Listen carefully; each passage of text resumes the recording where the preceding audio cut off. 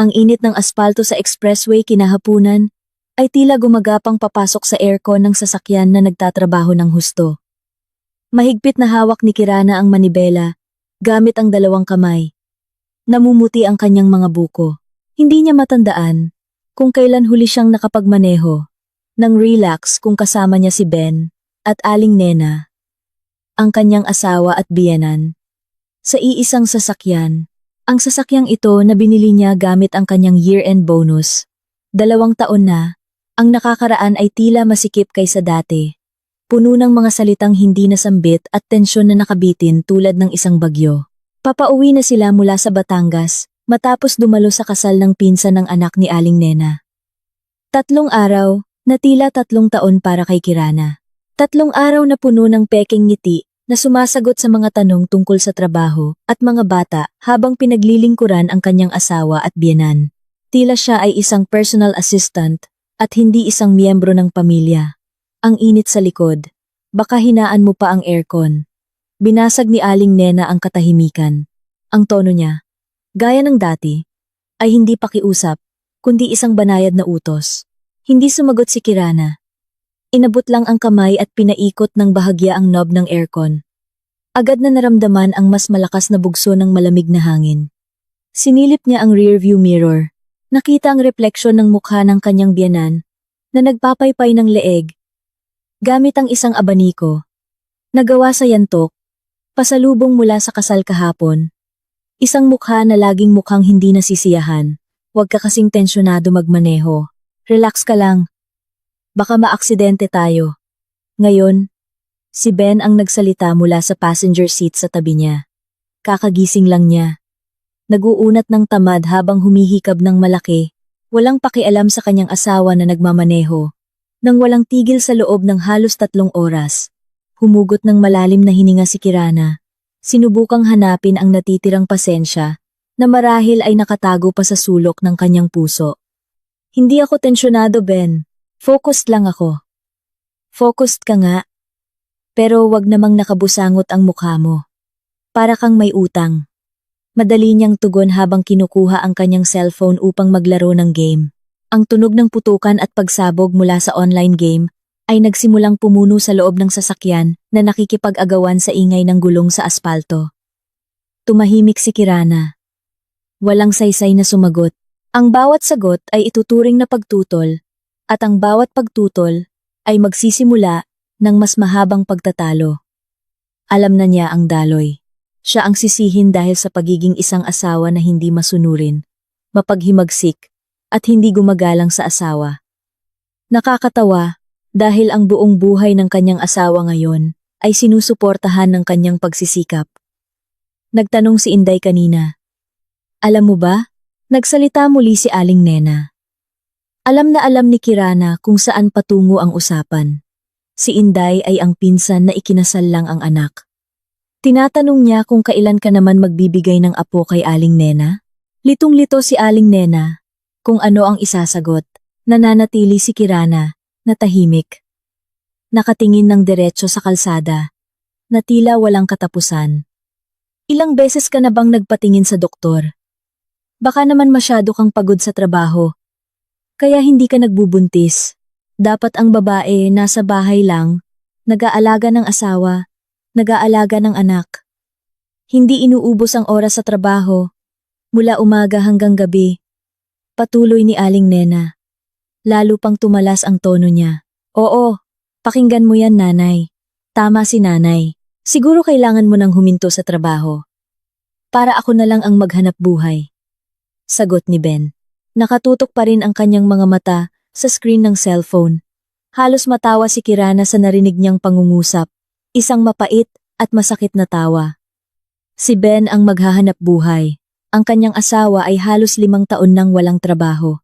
Matapos siyang tanggalin sa kanyang huling trabaho, hindi na siya naging seryoso sa paghahanap ng bagong trabaho. Palagi siyang may dahilan. Hindi tugma ang posisyon sa kanyang interes. Masyadong maliit ang sweldo. Mukhang masungit ang boss. Masyadong malayo ang lokasyon. Habang lumilipas ang panahon, lahat ng bayarin, hulog sa bahay, gastos sa pagkain, maging ang pera sa sigarilyo, at internet data ni Ben. Lahat ay nagmumula sa account ni Kirana. Mahal ang buhay ngayon, Ben. Kung hihinto ako sa trabaho, ano ang kakainin natin? Tanong ni Kirana. Mababa at kontrolado ang kanyang boses.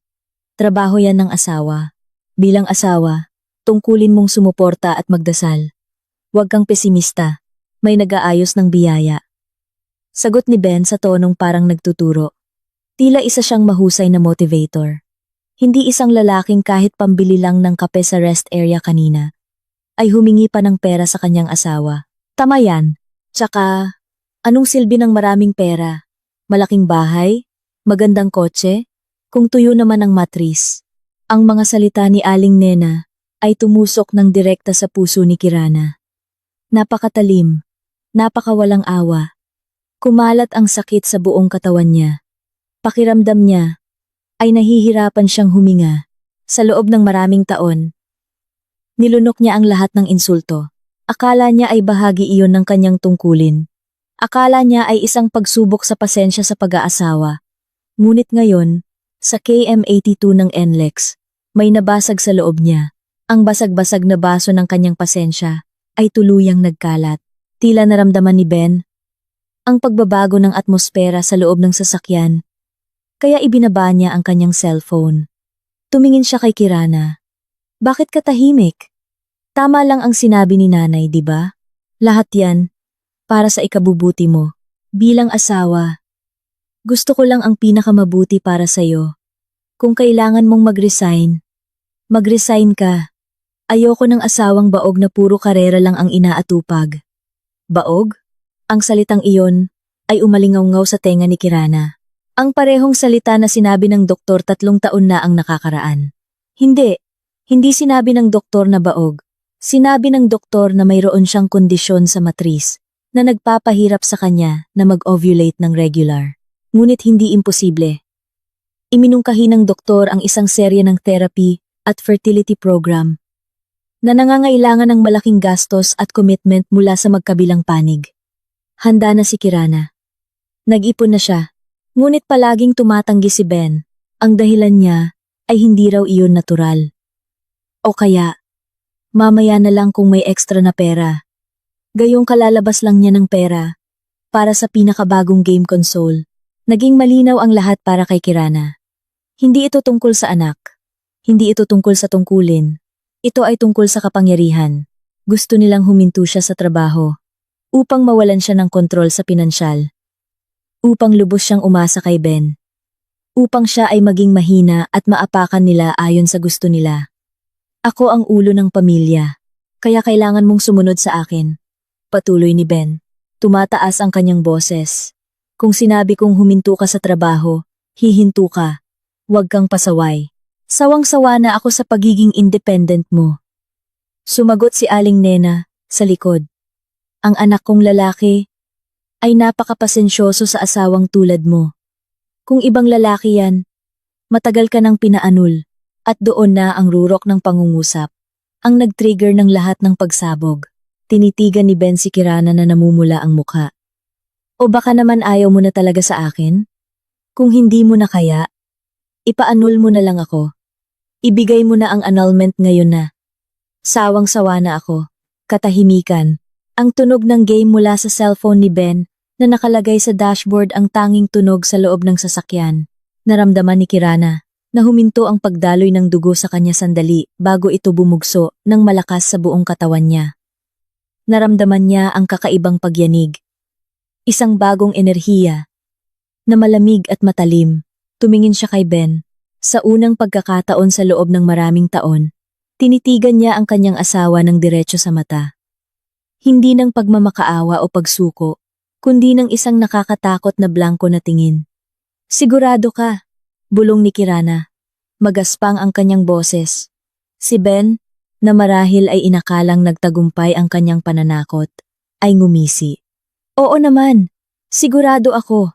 Bakit pa ipagpapatuloy ang kasal kung ang asawa ay pasaway? Dahan-dahang tumango si Kirana. Napakabagal. Pagkatapos ay ibinalik niya ang kanyang ulo sa harap.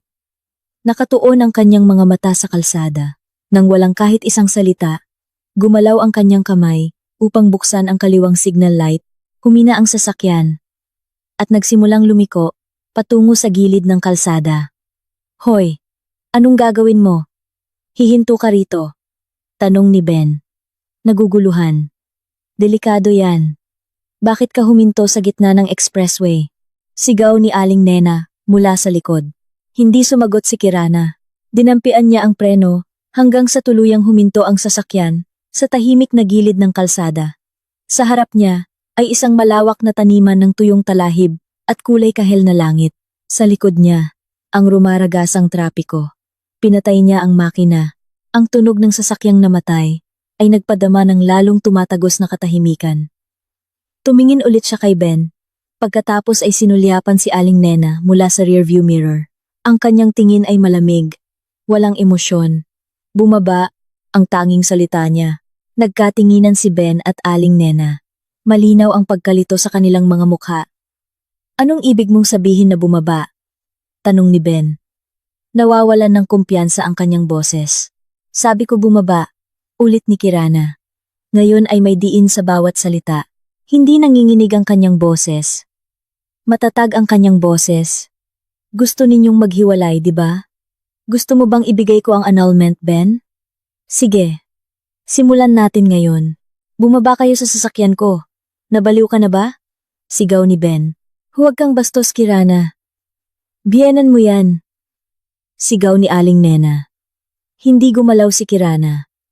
Iniabot niya ang kanyang kamay at pinindot ang button para buksan ang lahat ng pinto. Ang tunog ng click mula sa mga pinto ay tila tunog ng desisyon. Hindi ko na yan uulitin. Bumaba! Bulong niya. Tinitigan ni Ben si Kirana. Hinahanap ang mga senyales na ito ay biro lang o pananakot, ngunit wala siyang nakita.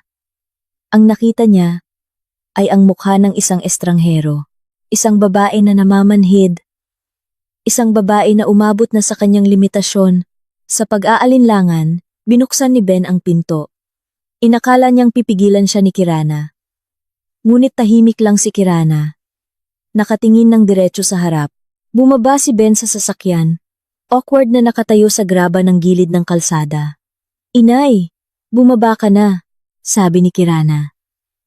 Patag pa rin ang kanyang boses. Ayoko. Iiwan mo ba si inay sa gitna ng kalsada-sada ng ganito? Anak na walang hiya.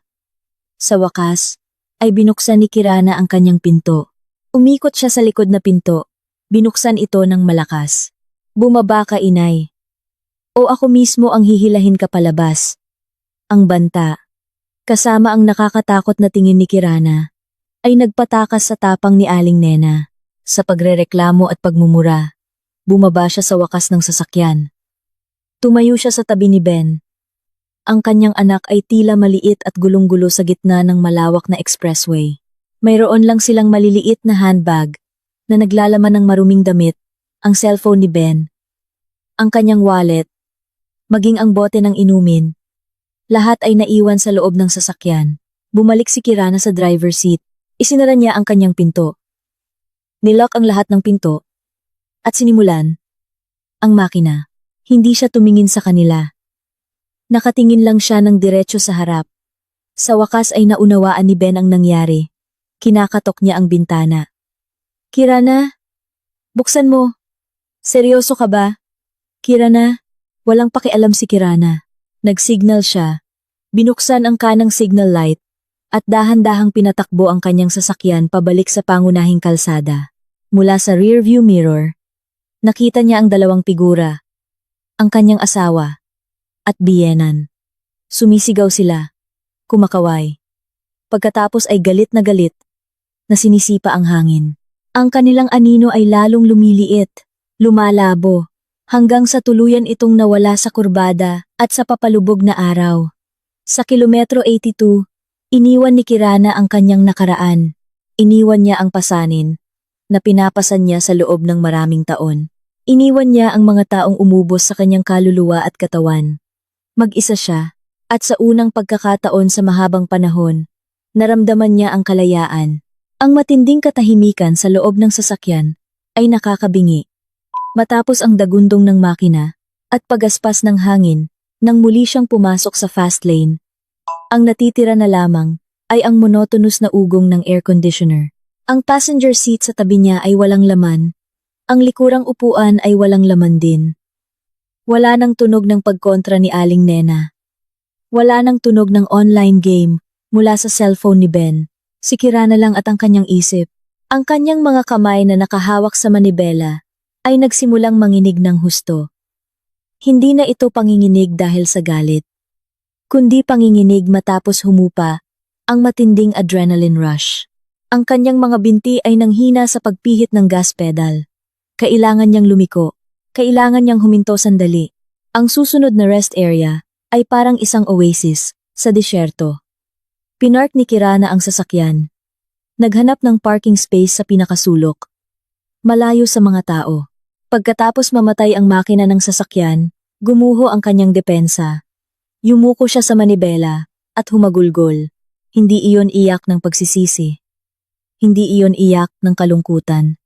Iyon ay iyak ng kaluwagan. Isang iyak na naglilinis.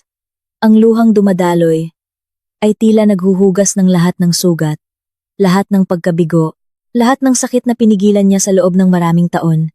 Humagulgol siya. Hinayaang lumabas ang lahat ng nakakulong na emosyon, nang walang sensor, nang walang pagpigil. Ang kanyang mga balikat ay nanginig ng husto. Humihingal siya. Umiyak siya para sa inosenteng dalaga na dating nag-iisip na kayang baguhin ng pag-ibig ang lahat. Umiyak siya para sa masipag na babae na ang pagod ay hindi kailanman pinahalagahan. Umiyak siya para sa kanyang sarili, na sa wakas ay nakahanap ng lakas na magsabi ng, tama na. Matapos ang ilang minutong tila walang katapusan, humupa ang kanyang pag-iyak, nag-iwan ng maliliit na hikbi. Itinaas niya ang kanyang ulo. Tiningnan ang kanyang namamagang mukha sa rearview mirror. Namumula ang kanyang mga mata. Medyo magulo ang kanyang buhok. Ngunit sa likod ng lahat ng iyon, may nakita siyang isang bagay na matagal nang nawala. Isang kislap ng liwanag sa kanyang mga mata. Liwanag ng paglaban. Inabot niya ang cellphone ni Ben na nakalapag sa dashboard. Umilaw ang screen. Nagpakita ng 12-12 ng missed calls mula sa numerong nakasave sa pangalan ng kamag-anak ni Ben. Pagkatapos ay kinuha niya ang sarili niyang cellphone mula sa kanyang bag. Gaya ng inaasahan, 12-12 ng notifications ng calls at messages mula sa parehong numero at mula rin sa ilang numero ng ibang kamag-anak. Sinulyapan niya ang ilang mensahe na lumabas sa notification screen. Kirana, nasaan ka? Iniwan mo si nanay at si Ben. Sagutin mo ang telepono. Huwag kang parang bata. Masyado ka ng sobra. Bumalik ka agad at sunduin sila. Mapangisi si Kirana. Ang bilis nilang sisihin siya. Walang nagtanong kung ano talaga ang nangyari. Walang nagtanong kung bakit niya ginawa iyon. Para sa kanya, ito na ang huling patunay na kailangan niya. Patunay na tama ang kanyang desisyon. Nang walang pag-aalinlangan, pinindot niya ang power button sa kanyang cellphone. Pinindot ito hanggang sa lumabas ang option para i-off ang power. Dumilim ang screen. Binaliwala ang labas ng mundo. Sa ngayon, gusto niya lang mag-isa. Sa kabilang banda, ilang kilometro sa likod niya, nakatayo si Ben at Aling Nena sa ilalim ng ilaw ng expressway, nakakasindi lang. Ang kanilang mga mukha na kanina ay puno ng galit, ay ngayon nagsisimula ng punuin ng takot. Ang ugong ng malalaking truck na dumadaan ay tila napakalapit at nagbabanta. Ang hangin sa gabi ay nagsisimula ng lumamig. Kasalanan mo lahat ito, Nanay. Sigaw ni Ben sa kanyang ina. Kung hindi mo sana patuloy na sinisisi si Kirana, hindi sana mangyayari ito. Bakit kasalanan ko? Ikaw ang kaninang sumisigaw na humihingi ng annulment. Nagpapayo lang ako. Walang utang na loob na anak. Sagot ni Aling Nena. Tumataas ang kanyang boses. Nag-away sila. Nagsisisihan. Hindi namamalayan kung gaano sila kahirap tingnan sa sandaling iyon. Dalawang tao na sanay sa komportableng buhay ay ngayon napadpad sa kung saan. Dahil sa kanilang sariling kapalaluan, sinubukan ni Ben na ihinto ang ilang pribadong sasakyan, ngunit walang gustong huminto sa madilim na gilid ng expressway. Marahil ay inakala silang mga magnanakaw. Nagsisimula ng kumalam ang kanilang mga tiyan. Ang pagkauhaw ay nagpatuyo sa kanilang mga lalamunan. Dinukot ni Ben ang kanyang bulsa, umaasang makakahanap ng ilang piraso ng pera. Wala. Nasa loob ng sasakyan ni Kirana ang kanyang wallet. Lahat ng kanyang cards. Ang kanyang ID. Naroon lahat. Wala talaga siyang anumang. Paano na ngayon, Ben? Hindi na kaya ni Inay tumayo. Masakit na ang binti ni Inay. Umiiyak na halos magmakaawa si Aling Nena. Ginalaw ni Ben ang kanyang buhok sa sobrang pagkadismaya. Pakiramdam niya ay napakabobo niya. Pakiramdam niya ay walang siyang magawa. Sa loob ng maraming taon, laging naroon si Kirana na maaasahan. Si Kirana ang mag-order ng taxi online. Si Kirana ang magbabayad ng pagkain. Si Kirana ang maglutas ng lahat ng problema.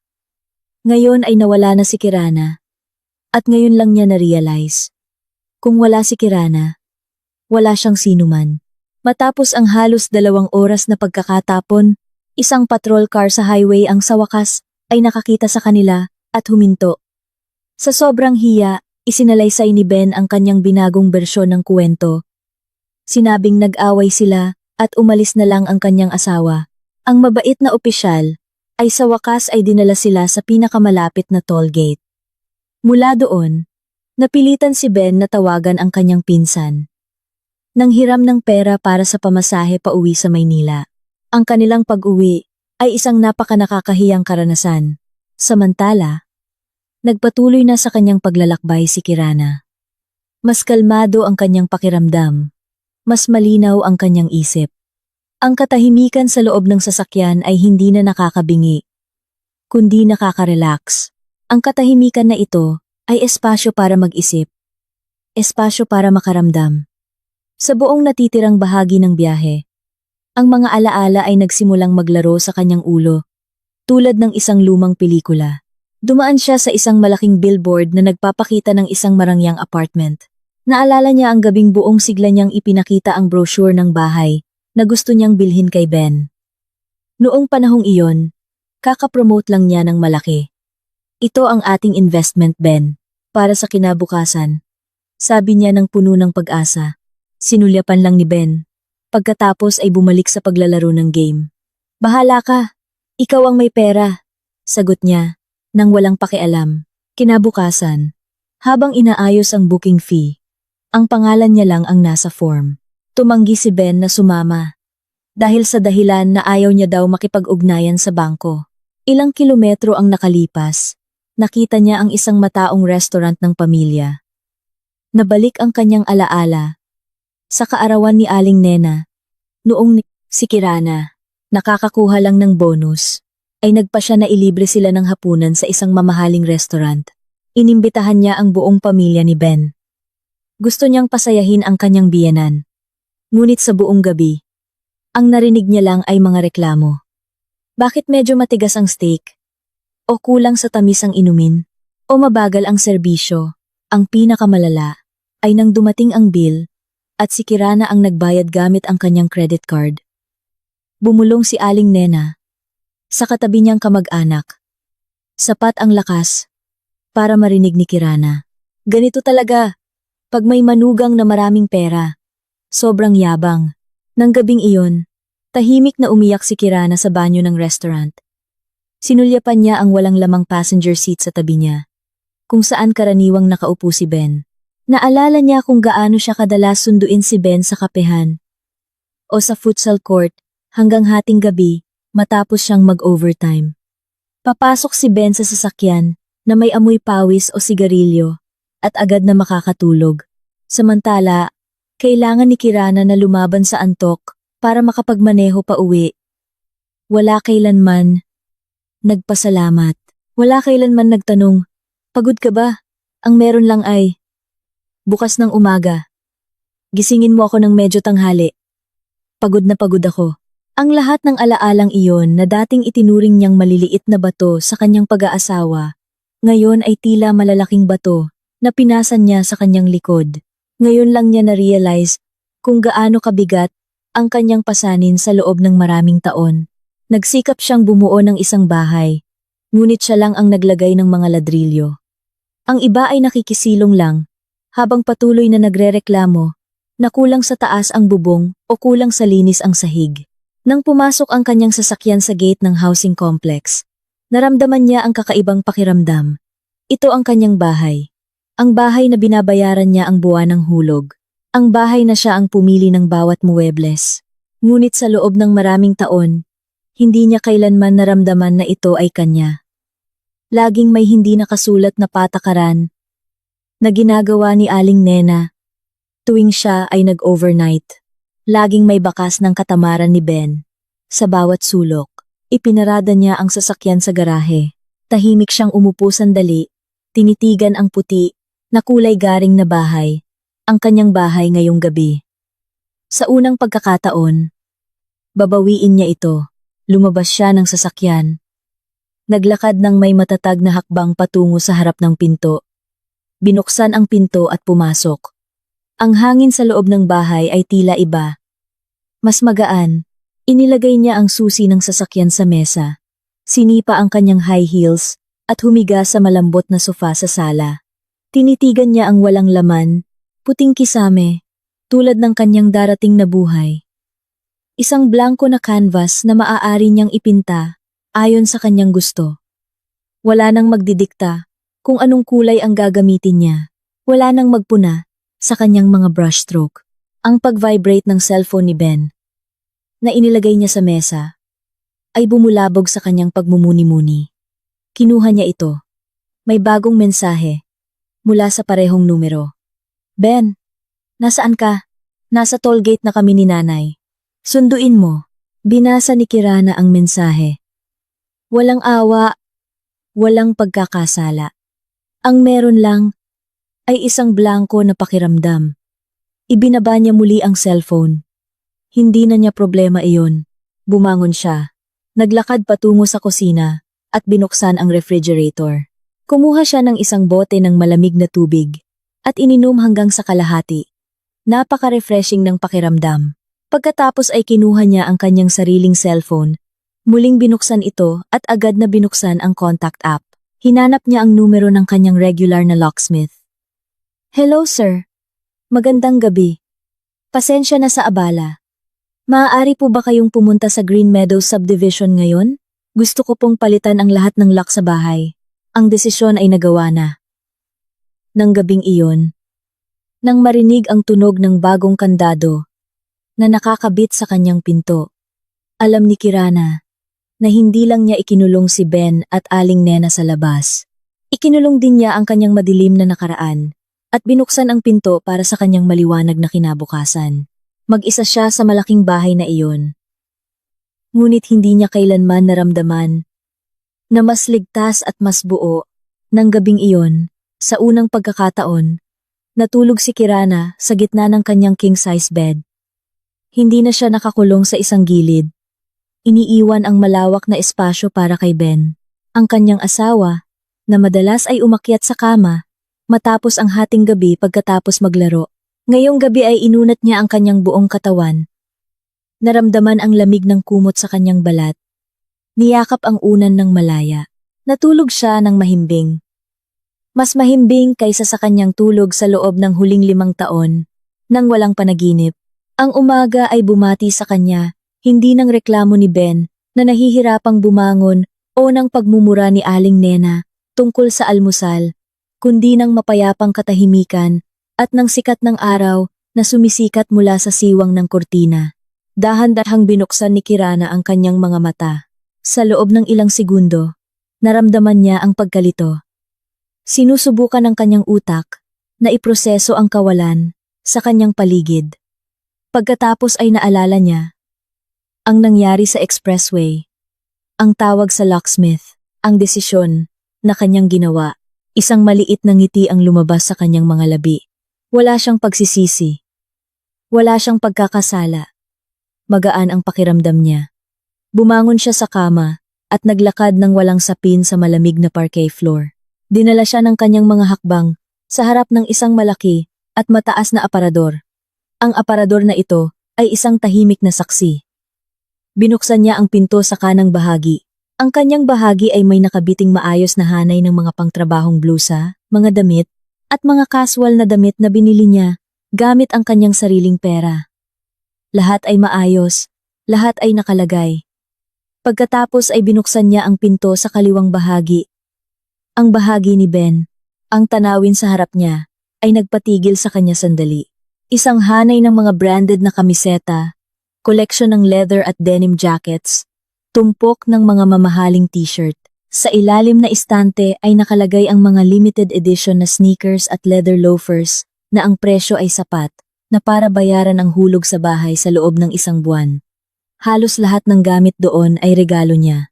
Mga regalo sa kaarawan, mga regalo para sa kasiyahan. Dahil hindi nakahanap ng trabaho si Ben, o kaya binili lang dahil nag-alala si Ben na may bagong gamit ang kanyang kaibigan.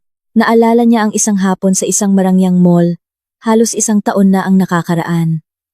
Hinila ni Ben ang kanyang kamay. Papasok sa isang kilalang men's boutique. Honey, tingnan mo ang jacket na ito.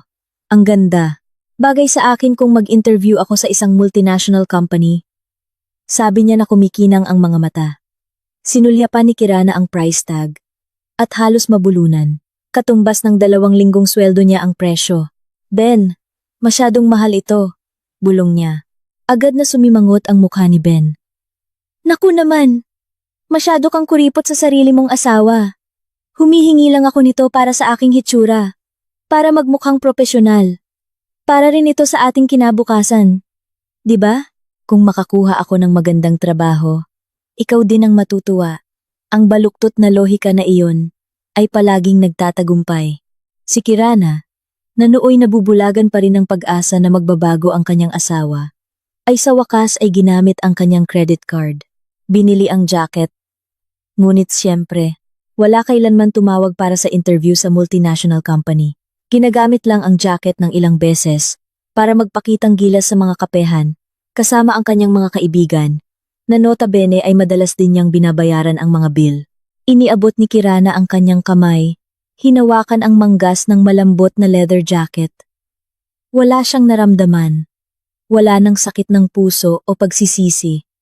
Ang meron lang ay isang malamig at malinaw na pag-unawa. Naghasik siya sa maling bukirin. Diniligan niya ang isang parasitik na halaman. Dahan-dahan niyang isinara ang pinto ng aparador. Hindi niya itatapon ang mga gamit na iyon.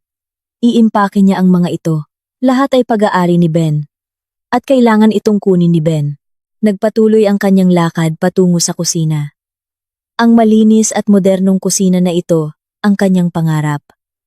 Siya mismo ang nagplano nito. Nilarawan niya na gugugulin niya ang mga weekend dito, susubukan ang mga bagong recipe kasama si Ben, isang pangarap na hindi kailanman natupad. Para kay Ben, ang kusina ay teritoryo ni Kirana. Hindi siya kailanman nag-alok ng tulong. Kahit sa paghuhugas lang ng pinggan pagkatapos niyang kumain, ang mas madalas na nasa kusina ay si Aling Nena. Sa tuwing siya ay bumibisita, na maaaring tumagal ng ilang linggo. Ngunit ang kanyang pagdating ay hindi para tumulong, kundi para mag-inspeksyon. Binuksan ni Kirana ang drawer ng mga pampalasa. Lahat ay maayos na nakalagay, ayon sa alpabeto. Naalala niya ang matalas na komento ni Aling Nena. Nang una niya itong makita, para kang magbubukas ng tindahan. Lahat may label. Noong panahon ni Inay, nagluluto lang siya gamit ang pakiramdam. Kaya mas masarap ang luto ni Inay. Mas may kaluluwa. Pagkatapos ay magsisimula si Aling Nena magluto, na nangangahulugang utusan si Kirana na gawin ang lahat ng paghahanda. Mula sa pagbabalat ng sibuyas hanggang sa paglilinis ng isda. Samantala, nakaupo lang si Aling Nena sa mesa habang nagbibigay ng mga tagubilin. Pagkatapos maluto ang pagkain, buong pagmamalaki niya itong ihahain kay Ben. Ito, anak. Luto ni Inay. Kumain ka ng marami. Siguradong na-miss mo ang luto sa bahay, di ba? Ang luto ng mga asawa ngayon, wala na kasing sarap nito. Kakain si Ben ng marami. Pupurihin ang kanyang ina ng labis. Nang hindi man lang sumusulyap kay Kirana, napagod at pinagpapawisan sa sulok ng kusina. Naglilinis ng lahat ng kalat na iniwan ng kanyang biyenan. Kumuha si Kirana ng isang maliit na kaldero. Nilagyan ng tubig at inilagay sa kalan. Binuksan niya ang cabinet. at nakita ang isang pakete ng instant noodles. Ilang buwan na siyang hindi kumakain nito. Tinuturing ni na Ben at Aling Nena itong hindi malusog na pagkain ng mahihirap. Nakakatawa, dahil wala silang ni isang sentimos na naiambag para bumili ng malusog na pagkain na palagi nilang hinihingi. Habang naghihintay na kumulo ang tubig, sumandal siya sa kusina. Ang kanyang mga mata ay nakatingin sa isang digital photo frame sa ibabaw ng refrigerator. Ang larawan ay nagpapakita ng slideshow ng kanilang mga alaala. May larawan ng kanilang kasal. Mukhang napakasaya ni Kirana. Ang kanyang mga mata ay nagpapakita ng pag-ibig at pag-asa. Ngumiti ng malaki si Ben sa tabi niya. Mukhang matikas at may pangako. Sino ang mag-aakala na sa likod ng ngiti na iyon ay nakatago ang katamaran at malaking pakiramdam ng karapatan.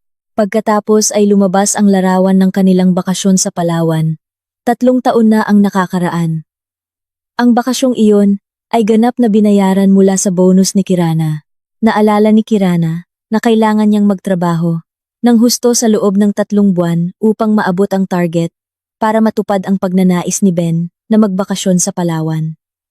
Habang nandoon, nagpapakasarap lang si Ben. Samantala, si Kirana, na patuloy na may hawak na cellphone, paminsan-minsan ay sumasagot sa mga mahahalagang email sa trabaho. Balak mo bang magbakasyon o hindi? Puro trabaho lang ang iniisip mo. Saway ni Ben, noong panahong iyon, nang walang kaunting pagsisisi. Nagpalit muli ang larawan. Ngayon ay larawan ng kanilang blessing ng bagong bahay. Ang bahay na ito, sa larawan, si Kirana at Ben ay nakatayo sa pagitan ng kanilang mga magulang. Ang ama at ina ni Kirana ay ngumiti ng may pagmamalaki. Samantala, si Aling Nena, bagaman nakangiti sa kamera, ay mahigpit na humawak sa braso ni Ben, na tila gustong ipaalam na ang bahay na iyon ay pag-aari ng kanyang anak, hindi ng kanyang manugang. Matapos ang okasyon, nang makauwi na ang lahat ng bisita, hinila ni Aling Nena si Kirana sa isang tabi. Ito, gusto ni inay magbigay ng payo. Ngayon ay may sarili na kayong bahay. Tandaan, pag-aari ni Ben ang bahay na ito. Nakikitira ka lang dito sa iyong asawa. Kaya kailangan mong maging matalino sa paglilingkod sa iyong asawa. Huwag mong hayaang dahil abala ka sa trabaho. Ang bahay ay hindi naaalagaan. At ang iyong asawa ay hindi masaya. Si Kirana, na nooy sinusubukan pa ring maging isang mabuting manugang, ay tumangulang at ngumiti ng mapait. Gusto niyang sumigaw na ang bawat ladrilyo at sako ng semento ng bahay na ito ay binili mula sa kanyang pawis, na ang pangalan na nakasaad sa titulo ay ang kanyang pangalan, na si Ben ang talagang nakikitira sa kanya. Ngunit pinigilan niya ang lahat ng iyon para mapanatili ang pagkakaisa. Para sa pag-ibig, kumulo na ang tubig sa kaldero. Inilagay ni Kirana ang noodles, dahan-dahang hinalo. Ang masarap na aroma ng instant noodles ay nagsimulang kumalat. Pumuno sa kusina, isang simpleng aroma, tapat, at hindi nagpapanggap, tulad ng buhay na gusto niya ngayon. Matapos kumain ng instant noodles na napakasarap, dinala ni Kirana ang kanyang tasa ng kape sa isang silid na bihirang niyang pasukin, ang study room ni Ben. Ang silid na iyon ay inihanda niya bilang isang joint workspace. Naglagay siya ng 2 mesa doon. Ang kanyang mesa ay maayos na may laptop, tumpok ng mga dokumento, at nakalagay na mga gamit sa pagsusulat. Samantala, ang mesa ni Ben. Ang mesa ni Ben ay puno ng game consoles, tumpok ng game cartridges, at isang high-spec gaming PC na binuo niya 1 taon na ang nakakaraan. Ito ay para sa paghahanap ng trabaho, mahal, para sa pag-update ng CV, para sa networking sa LinkedIn. Iyan ang kanyang dahilan kay Kirana, ngunit ang silid na iyon ay hindi kailanman ginamit sa paghahanap ng trabaho. Ang silid na iyon ay ang kanyang gaming cave. Madalas, kapag tulog na si Kirana, naroon pa rin si Ben, sumisigaw sa kanyang mga virtual na kaibigan hanggang madaling araw. Sa dingding ng silid na iyon ay nakasabit ang isang puting whiteboard. Naroon pa rin ang sulat kamay ni Kirana. Isang schedule ng fertility program na ginawa niya 2 taon na ang nakakaraan. Schedule ng konsultasyon sa doktor, schedule ng pag-inom ng bitamina, fertility window. Lahat ay isinulat niya ng maayos at puno ng pag-asa. Nabalik ang kanyang alaala sa araw na nawala ang kanyang pag-asa. Sa malamig na konsultasyon room ng OB-GYN, matityagang ipinaliwanag ng doktor ang kanyang kondisyon. Ang PCOS na nagpapahirap sa kanyang mag-ovulate ng regular. Hindi ibig sabihin na hindi ka maaaring magbuntis, ngunit nangangailangan ito ng dagdag na pagsisikap. Mayroong ilang opsyon sa therapy, at ang pinakamahalaga ay ang buong suporta ng asawa, sabi ng doktor habang nakatingin kay Ben. Mahigpit na hinawakan ni Kirana ang kamay ni Ben. Naghahanap ng lakas, ngunit malamig at passive ang kamay ni Ben. Sa pag-uwi, hindi gaanong nagsalita si Ben. Pagdating nila sa bahay, nang subukan ni Kirana na pag-usapan muli ito, sumabog si Ben. Inaasahan ko na, dahil ito sa sobrang pagod mo sa trabaho, masyado kang ambisyosa. Mas pinahahalagahan mo ang karera mo kaysa sa sarili mong kalusugan. Ngayon, tingnan mo, ganito ang nangyari. Walang nakakapag-aliw na salita, walang yakap. Ang meron lang ay akusasyon. Binabaliktad ni Ben ang medical facts upang maging kasalanan ni Kirana. Ginawa niyang sandata ang kondisyon ni Kirana upang salakayin ang kanyang ambisyon. Isang bagay na matagal nang pinagmumulan ng kanyang kapansanan sa kanyang mahina na ego. Mula ng araw na iyon, hindi na kailanman nag-abalang pag-usapan ni Ben ang fertility program. Sa tuwing susubukan ni Kirana, ililihis niya ang usapan o sasabihin, hayaan mo na, ipaubaya na lang. Kung swerte, darating din yan. Nakatayo sa silid na iyon ngayon, tinitigan ang whiteboard na naging monumento ng kanyang nawawalang pag-asa. Hindi na nakaramdam ng sakit si Kirana. Nakaramdam siya ng kaluwagan. Nagpapasalamat siya na wala siyang anak mula sa isang lalaking tulad ni Ben. Hindi niya maiisip na magpalaki ng isang anak sa isang toxic na kapaligiran. Sa isang ama na hindi maging isang huwaran. Kinuha niya ang pambura. At sa isang matatag na galaw, ay nilinis ang lahat ng nakasulat sa board, hanggang sa ito ay luminis. Walang laman, puti, tulad ng kanyang kinabukasan. Ginugol niya ang natitirang bahagi ng araw, sa paggawa ng mga bagay na gusto niya. Nagpatugtog siya ng classical music sa medyo malakas na volume. Binuksan niya ang lahat ng bintana. Hinayaang pumasok ang sariwang hangin. Diniligan niya ang mga halaman sa terrace, na nagsisimula ng malanta. Naramdaman niya na ang bawat sulok ng bahay na ito ay nagiging kanya muli. Ang mga dingding na dating tila nang iinis sa kanya, ng masasakit na alaala, ngayon ay tila bumubulong, na nagbibigay sa kanya ng lakas. Ito ang kanyang teritoryo. At siya ang nag-iisang reyna dito. Alam niyang darating sila sandali. Siguradong susulpot si Ben at Aling Nena sa kanyang pinto. Ngunit hindi siya natatakot. Sa unang pagkakataon, handa siyang harapin sila ng walang luha, ng walang pag-aalinlangan, tanging sa katotohanan. Pagsapit ng hapon, bandang 5:00, isang online taxi ang huminto sa harap ng gate ng bahay ni Kirana. Bumukas ang likurang pinto at lumabas si Ben na sinundan ni Aling Nena. Malayo sa maganda ang kanilang itsura. Gulo-gulo ang buhok ni Ben. Ang suot niyang kamiseta kahapon ay lukot at marumi. Mukhang pagod na pagod ang mukha ni Aling Nena. Ngunit ang kanyang mga mata ay nagpapahiwatig pa rin ng galit na nagniningas. Nagmamadali silang naglakad patungo sa harap ng pinto. Si Ben, sa lahat ng natitira niyang kayabangan, ay hindi nag-abala na pindutin ang doorbell. Dinukot niya ang kanyang bulsa, kinuha ang susi ng bahay, at sinubukang ipasok ito sa butas ng susi. Itinulak niya ito ng isang beses, hindi pumasok. Sinubukan niya ulit ng medyo mas malakas. Hindi pa rin. Bakit ito? Barado ang susi. Bulong niya habang patuloy na pilitin. Itinulak ni Aling Nena na manipis na ang pasensya ang kanyang anak sa gilid. Paano ba ito? Hayaan mo ako. Kinuha niya ang susi at sinubukan niya mismo. Pareho pa rin ang resulta. Siguradong nakakandado ito mula sa loob. Sinadya niya yan. Kirana, buksan mo ang pinto. Kirana. Sigaw ni Ben habang kinakatok nang malakas ang kahoy na pinto. Umalingaw-ngaw ang kanyang boses sa tahimik na subdivision. Ilang kapitbahay na nagdidilig ng halaman kinahapunan ay nagsimula ng sumulyap sa kanila ng may pagtataka. Buksan mo. Huwag kang maging asawang walang hiya. Buksan mo o sisirain ko ang pintuan na ito. Sigaw ni Aling Nena. Tumataas ang kanyang boses. Walang pakialam sa mga tingin ng mga tao sa paligid. Sa loob ng bahay, narinig ni Kirana ang lahat ng gulo. Medyo bumibilis ang tibok ng kanyang puso, ngunit ang kanyang kamay na may hawak ng tasa ay nanatiling matatag.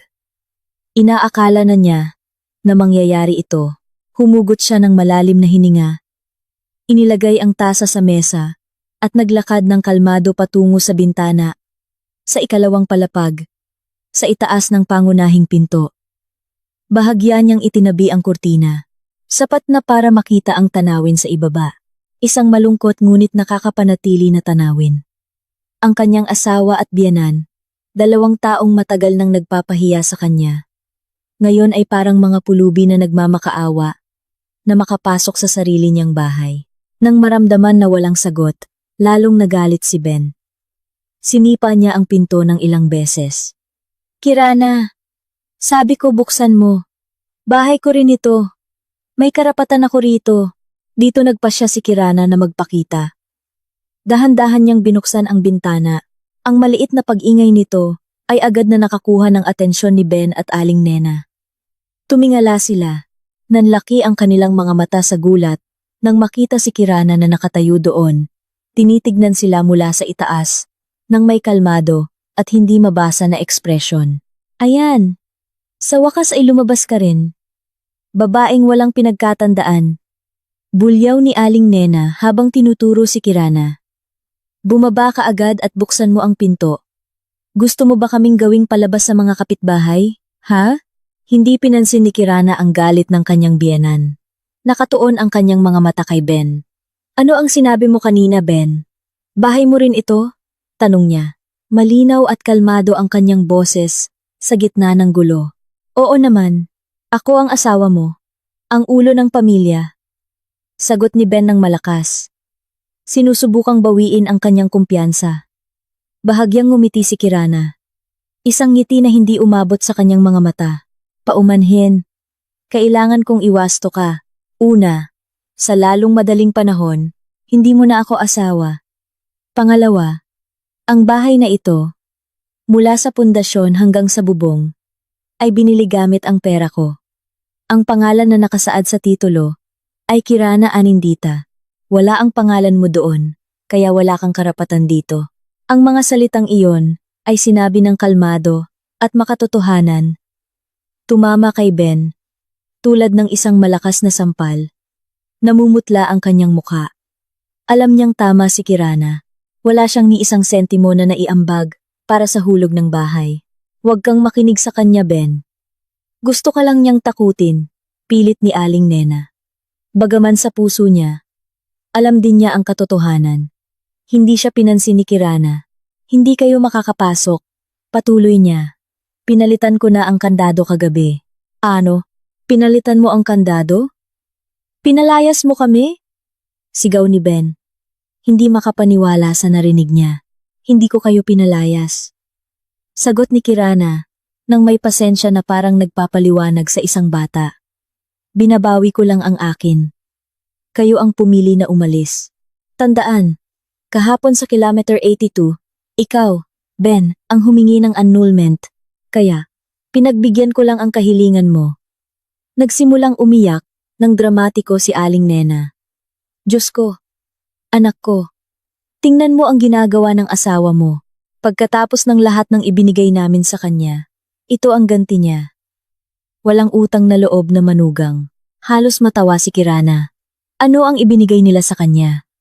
Sakit ng puso, pinansyal na pasanin, insulto. Mas mabuting umalis na kayo, sabi ni Kirana. Nagsisimula ng tumigas ang kanyang boses. Bago ko patawagin ang security guard para kaladkarin kayo, ang banta ay nagpatigil sa kanila sandali. Ang mga security guards ng subdivision na ito ay kilala sa kanilang pagiging strikto. Ang mapahiya sa harap ng mga kapitbahay ay sapat ng masama. Ang kaladkarin ng security guards ay magiging kalamidad. Nang makita niya na nag-aalangan sila, pumasok si Kirana ulit. Pagkatapos, ilang minuto ang nakalipas, lumabas siya ulit sa harap ng pinto. Hindi niya ito binuksan ng malaki. Sapat lang para mailabas ang 2 malalaking maleta at isang travel bag. Inilagay niya ang mga ito sa terrace, sa harap mismo ng kanilang mga paa. Ano ito? Tanong ni Ben. Gulong-gulo. Ang inyong mga gamit, lahat ng inyong mga damit at personal na gamit ay naiempake ko na. Ang mga mahahalaga lang. Ang natitira ay maaaring kunin sa pamamagitan ng aking abogado. Paliwanag ni Kirana. Ang gawaing iyon, ang pag-empake ng kanilang mga gamit, ay ang huling dagok.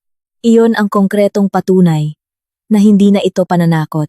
Ito na ang katapusan. Tinitigan ni Ben ang mga maleta, pagkatapos ay tinitigan ang malamig na mukha ni Kirana. Lahat ng natitira niyang galit ay tila nawala. Napalitan ng isang malamig na takot. Kirana, pakiusap. Huwag ganito. Lumambot ang kanyang boses, naging pagmamakaawa. Maaari natin itong pag-usapan ng maayos. Humihingi ako ng tawad. Emosyonal lang ako kahapon. Huli na para humingi ng tawad, Ben. Sagot ni Kirana. Ang emosyon mo kahapon ay nagpakita lang ng kung ano talaga ang nasa puso mo sa loob ng maraming taon. Sinubukan ni Ben na hawakan ang kamay ni Kirana, ngunit umatras si Kirana ng isang hakbang. Pinanatili ang distansya sa pagitan nila na pinaghihiwalay ng pintuan, at para masiguro na hindi mo na ako maaabala, sabi ni Kirana habang kinukuha ang kanyang cellphone. Nagpakita siya ng screen. Na-freeze ko na ang joint account. Na-block ko na ang lahat ng supplementary credit cards na nasa pangalan mo at ang numero ng iyong cellphone. Mukhang naubusan na ng data. Oo, dahil ang bill ay nasa pangalan ko rin. Agad na dinukot ni Ben ang kanyang bulsa. Kinuha ang kanyang cellphone. Sinubukan niyang buksan ang kanyang mobile banking app. Nabigo.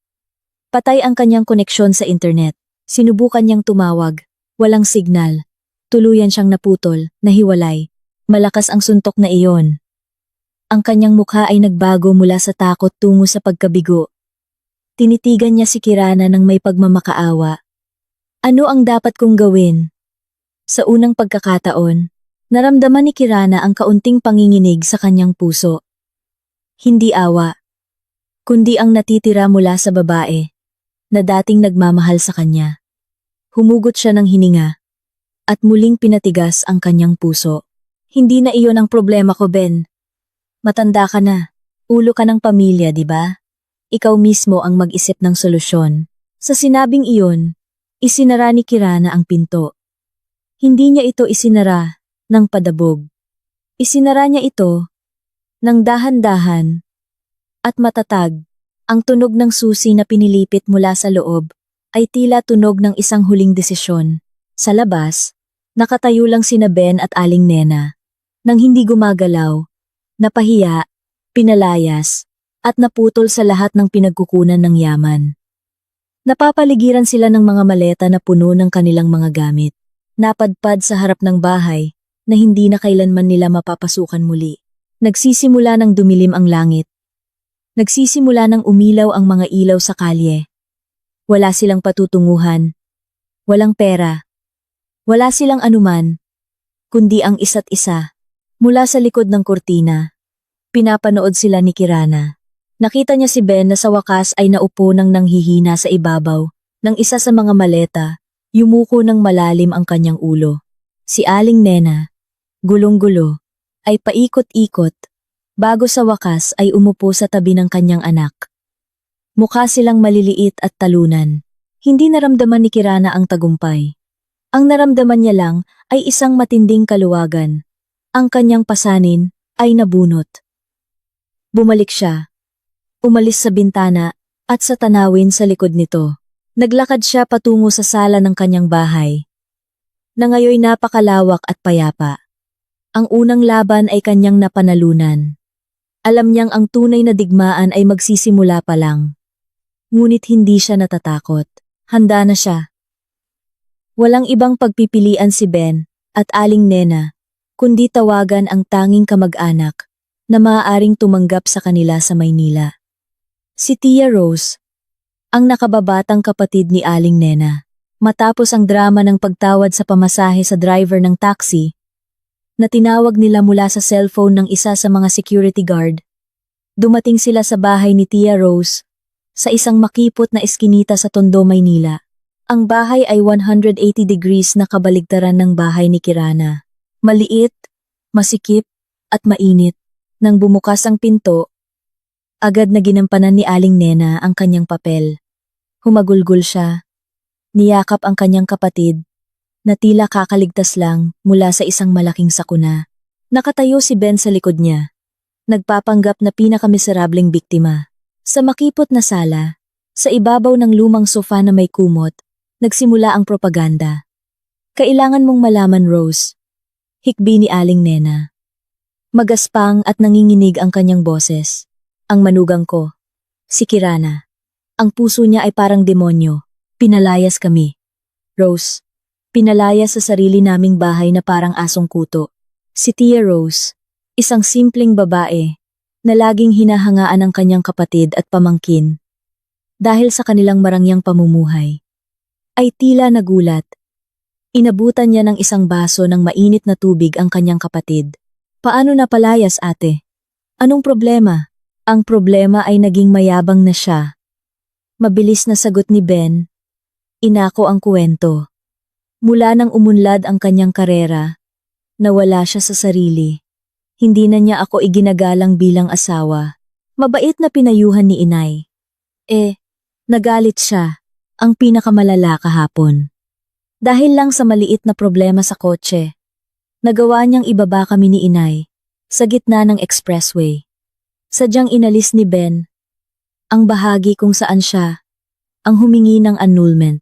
Ipininta niya si Kirana bilang isang halimaw na walang puso na iniwan ang kanyang asawa at matandang biyenan sa isang mapanganib na lugar. Inakala niya na dahil siya ang naghahanap ng pera, kaya niya gawin ang lahat ng gusto niya. Nakalimutan niya ang kanyang tungkulin bilang asawa. Dagdag ni Aling Nena habang pinupunasan ang kanyang pekeng luha. Ang bahay na iyon, ang kotse na iyon, lahat ay nagpabulag sa kanya. Ayaw niyang magkaroon ng anak dahil takot siyang maapektuhan ang kanyang karera. Naging isang modernong babae na siya, na nagkakamali. Rose, kawawa ang anak ko. Si Ben ay may asawang ganoon. Ang kuwentong kalahati ay totoo. At kalahati ay kasinungalingan. Ay tila napakakumbinsi sa mga tenga ni Tia Rose at kanyang asawa, si Mang Tonyo, na nakikinig din. Nakikita lang nila ang ibabaw. Nakikita nila si Ben na laging maayos magdamit na may mamahaling gamit. Nakikita nila si Aling Nena na madalas magpakitang gilas sa mga kumare niya sa paluwagan tungkol sa kung gaano ka-successful ang kanyang manugang. Hindi nila kailanman nalaman kung sino talaga ang nagbabayad sa lahat ng karangyaan na iyon. Nang gabing iyon din, kumalat ang balita tungkol sa pagiging suwail ni Kirana na parang apoy sa tuyong dayami. Nagsimula sa tawag ni Tia Rose sa ilang kamag-anak. Ang kwento ay pumasok sa WhatsApp group ng malaking pamilya ng angkan ng De La Cruz. Nagsimulang lumabas ang mga mensahe isa-isa na parang mga putok ng baril. Aba, seryoso, ganoon si Kirana? Sa panahon ngayon, talagang nakakalimot ang mga babae kapag may sarili ng pera. Kawawa naman si Ben at Aling Nena. Dapat ay nagpapasalamat si Kirana na may asawa siyang pasensyoso tulad ni Ben. Walang pinag-aralan. Ang biyenan ay parang sarili mong magulang. Si Kirana, nakatatapos lang maligo at nagpapahinga na sana, ay nakaramdam ng walang tigil na pag-vibrate ng kanyang cellphone. Sinulyapan niya ang screen, dose-dosenang notification mula sa group chat ng pamilya na matagal na niyang hindi binubuksan. Dahil sa pagka-curious, Binuksan niya ang app at doon niya nakita ang pagpatay sa kanyang pagkatao ay nagaganap sa digital. Binasa niya ang bawat mensahe na may kakaibang pakiramdam na hindi na nasasaktan. Nakaramdam lang siya ng pagod. Napakadali para sa mga taong ito. Nahusgahan siya nang hindi naririnig ang kanyang kuwento. Napakabilis nilang kumampi sa pinakadramatikong salaysay. Hindi nagtagal. Isang tawag ang pumasok mula kay Tito Oscar, ang nakatatandang kapatid ng kanyang ama, ang pinakarespetadong matanda sa pamilya. Humugot ng mahabang hininga si Kirana bago sumagot. Hello po, Tito. Magandang araw, Kirana. Narinig ni Tito ang masamang balita mula kay Rose. Totoo bang pinalayas mo si Ben at ang kanyang ina sa bahay? Mabigat at mapilit ang boses sa kabilang linya. Hindi ko po sila pinalayas, Tito. Hiningi ko lang po sa kanila. Nalisanin ang bahay ko. Sagot ni Kirana. Maingat na pinipili ang kanyang mga salita. At ano ang pagkakaiba? Bahay ninyo yan pareho. Kung may problema ang mag-asawa, ayusin ng maayos. Huwag magpapalayas ng ganito. Isang kahihiyan yan. Kahihiyan sa malaking pamilya. Tito, masyado ng komplikado ang problemang ito para ayusin ng maayos, sabi ni Kirana. Kalmado pa rin ang kanyang boses. Walang problema na hindi kayang ayusin. Bilang asawa, dapat ay mas maging mapagbigay ka. Hinaan mo ang iyong ego, humingi ka ng tawad sa iyong asawa. Sunduin mo siya at ang kanyang ina. Huwag mong palakihin ang problema. Kawawa sila ngayon. Nakikitira sa maliit na bahay ni Rose. Tumahimik si Kirana sandali. Inilarawan niya ang kanyang sarili na ginagawa iyon. Sinundo sila. Dinala sila pabalik sa bahay. At ang lahat ay babalik sa dati. Babalik siya sa pagiging gatasan, pagiging alipin, pagiging target ng mga insulto. Naramdaman niya ang pagsusuka sa tiyan niya sa pag-iisip nito. Hindi ko po kaya, Tito. Final na ang desisyon ko. Matatag niyang sagot. Kirana, huwag kang matigas ang ulo. Gusto mo bang maging balo?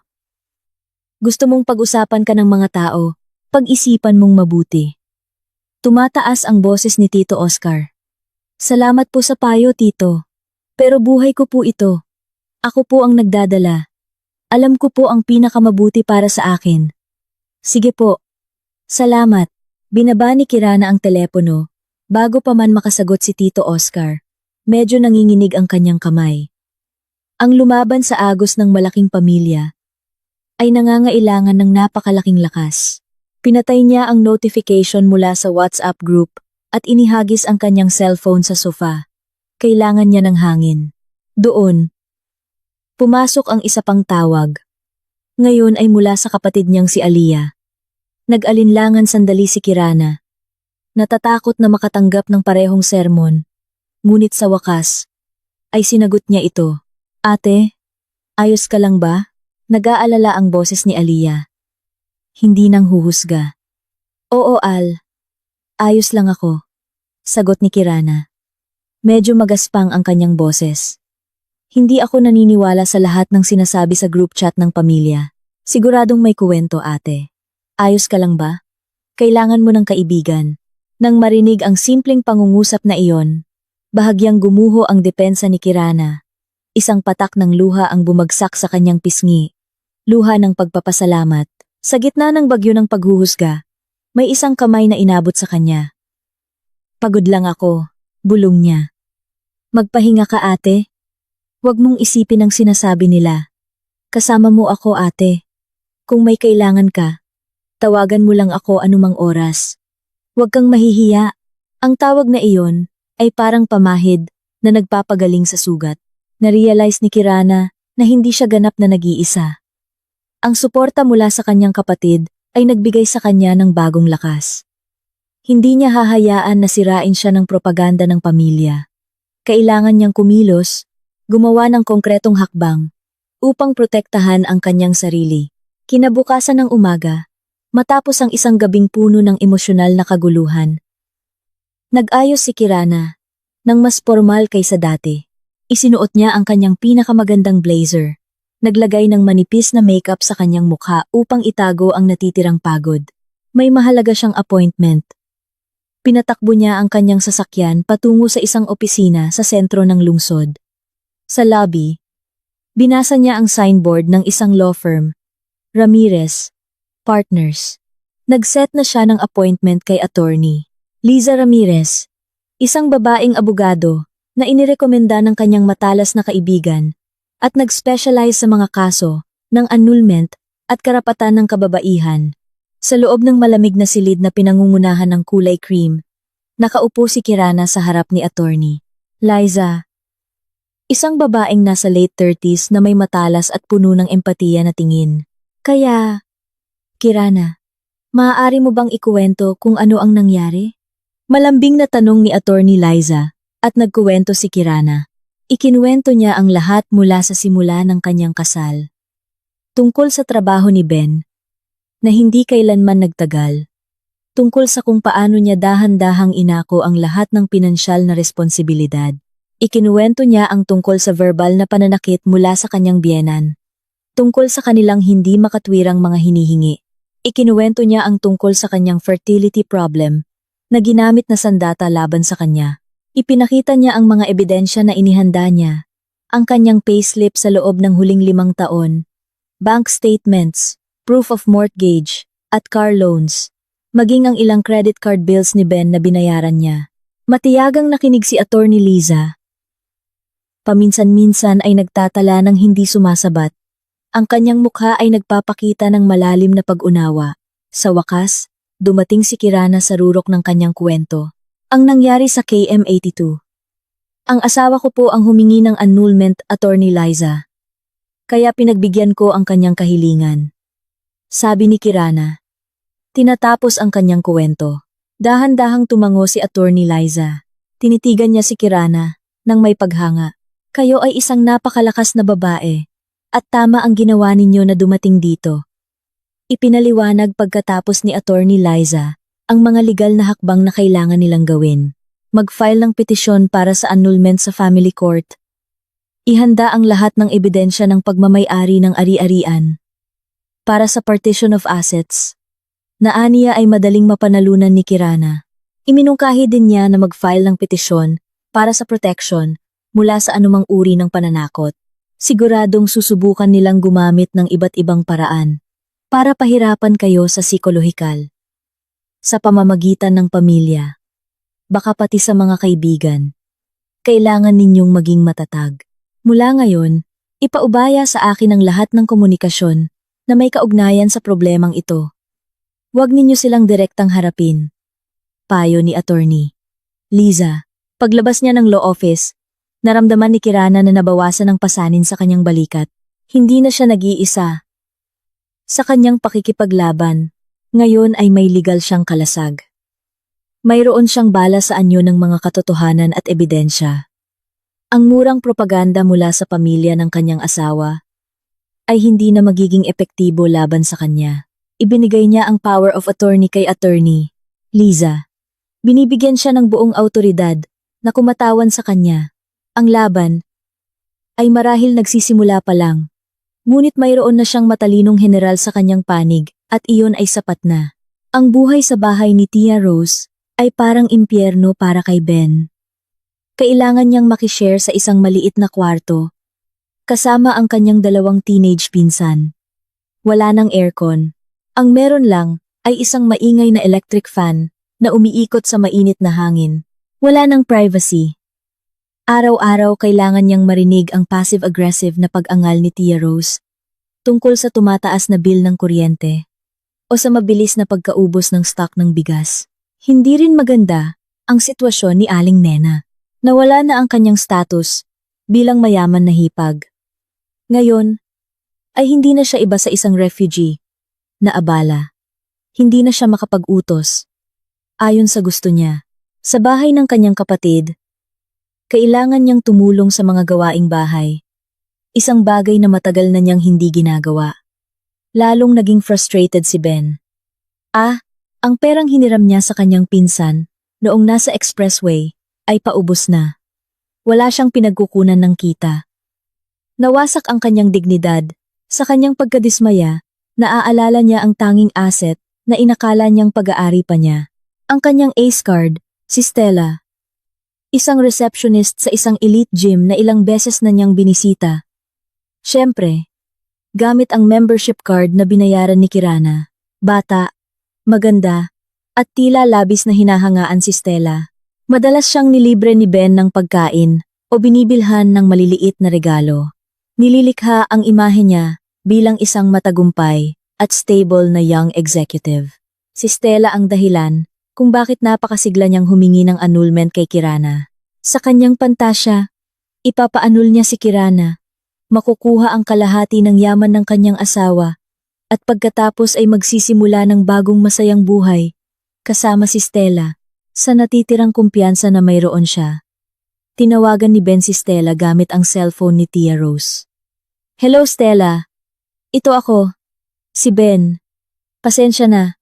Ilang araw na akong walang balita, nasira ang cellphone ko. Nagsimula siya sa isang kasinungalingan. Oh, Ben? Oo nga pala.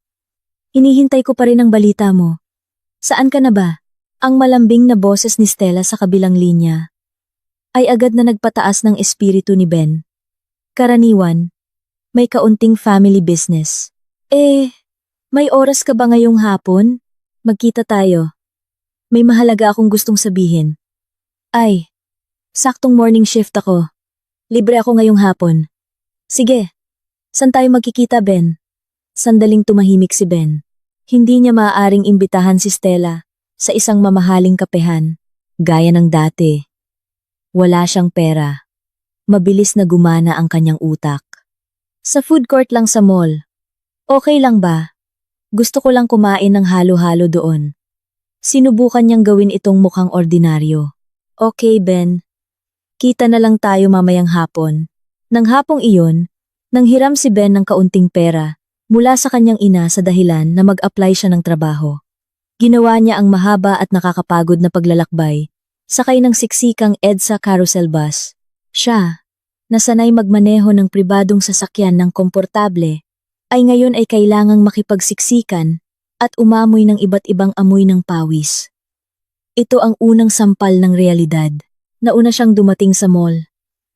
Pumili siya ng mesa sa sulok, umorder ng isang baso ng iced tea, at naghintay ng balisa. Hindi nagtagal, dumating si Stella. Ang kanyang hitsura, gaya ng dati, ay moderno at kaakit-akit. Umupo siya sa harap ni Ben na nakangiti ng matamis. Kaya ano itong napakahalaga na kailangan pa nating magkita? Tanong ni Stella. Nagsisimula ng usapan. Tumikhim si Ben. Sinusubukang kumuha ng lakas. Stella, magtatapat ako sa'yo. Sa loob ng maraming taon, hindi ko pa nasasabi sa'yo ang tungkol sa aking status. Itinaas ni Stella ang kanyang kilay. Interesado. Sa totoo lang, kasal na ako. Ngunit, nagmamadaling nagpatuloy si Ben bago pa man mag-react si Stella. Ang kasal ko ay nasa bingit na ng paghihiwalay. Magkahiwalay na kami ng tirahan ng asawa ko. Kami ay nasa proseso ng annulment. Tumahimik si Stella. Pinoproblema ang impormasyong iyon. Hindi nagpakita ng pagkabigla ang kanyang mukha. Mas interesado. Oh, bakit kayo maghihiwalay? Ben? Siya. Ma. Masyado siyang abala sa kanyang karera. Hindi na kami nagkakasundo. Hindi niya maibigay ang kailangan ko bilang isang asawa, sabi ni Ben. Muling ginagampanan ang papel ng biktima. At sa totoo lang, isa sa mga dahilan kung bakit ako nagdesisyon na makipaghiwalay ay dahil nakahanap na ako ng mas mabuti. Isang taong talagang nakakaintindi sa akin. Tinitigan niya si Stella nang may makahulugang tingin. Tila nahihiya si Stella. Ibig mong sabihin, ako? Tumango si Ben. Oo. Ikaw. Pagkatapos ng annulment na ito, gusto ko na magsimula tayo ng isang seryosong relasyon, Stella. Lalong lumaki ang ngiti sa mukha ni Stella. Ang kanyang pantasya tungkol sa isang maginhawang buhay, kasama ang isang established na lalaki, ay tila magkakatotoo. Matagal ba ang proseso ng annulment, Ben? Paano ang tungkol sa partition of assets? At dito, nagkamali si Ben. Dahil sa kanyang ego, At pag nanais na magpakitang gilas, nagsimula siyang magyabang. Oh, hindi magtatagal. Huwag kang mag-alala tungkol sa pera. Lahat ng ari-arian na nakapangalan sa aming dalawa, bahay, kotse, savings, tiyak na hahatiin ng korte ng pantay. Makukuha ko ang bahagi ko. Magagamit natin iyon bilang puhunan para sa ating bagong buhay. Tumango si Stella. Kumikinang ang kanyang mga mata sa pag-iisip ng lahat ng iyon. Ngunit bilang isang praktikal na babae, kailangan niya ng kasiguraduhan. Malaki ba ang bahay na tinitirhan mo ngayon? Ben? Saang lugar? Tanong niya na parang nagpapalitan lang ng salita. Sa Green Meadows Subdivision. Ngunit sa ngayon, sa panahon ng proseso ng annulment, nakatira muna ako sa bahay ng tiya ko para hindi na lumala ang sitwasyon. Sagot ni Ben. Sinusubukang maging matalino. Isang maliit na kunot ang lumabas sa noo ni Stella. Oh, ganun pala. Kaya, hindi ka nakatira sa bahay na iyon ngayon? At ginagamit mo pa rin ang kotse? Ang kotse ay hawak pa niya. Alam mo na, para maging patas, sabi niya. Sa ngayon, nagko-commute muna ako. Mas relax. Hindi na naabutan ng traffic. Pangatwiran ni Ben. Pilit ang kanyang ngiti. Nagsimulang umilaw ang alarm sa ulo ni Stella. Kakaiba ang kanyang kwento. Isang mayamang lalaki na makakakuha ng ari-arian, ngunit kasalukuyan ay nakatira bilang nakikitira at nakasakay ng bus. So, Ben, pasensya na. Patuloy akong nagtatanong. Ang punto ay wala kang pera ngayon, walang kotse, at nakikitira sa tiya mo? Tanong niya ng diretso. Ang tanong na iyon ay lubos na nagpakita ng kahinaan ni Ben. Wala nang matataguan. Oo. Sa ngayon ganoon nga ang sitwasyon.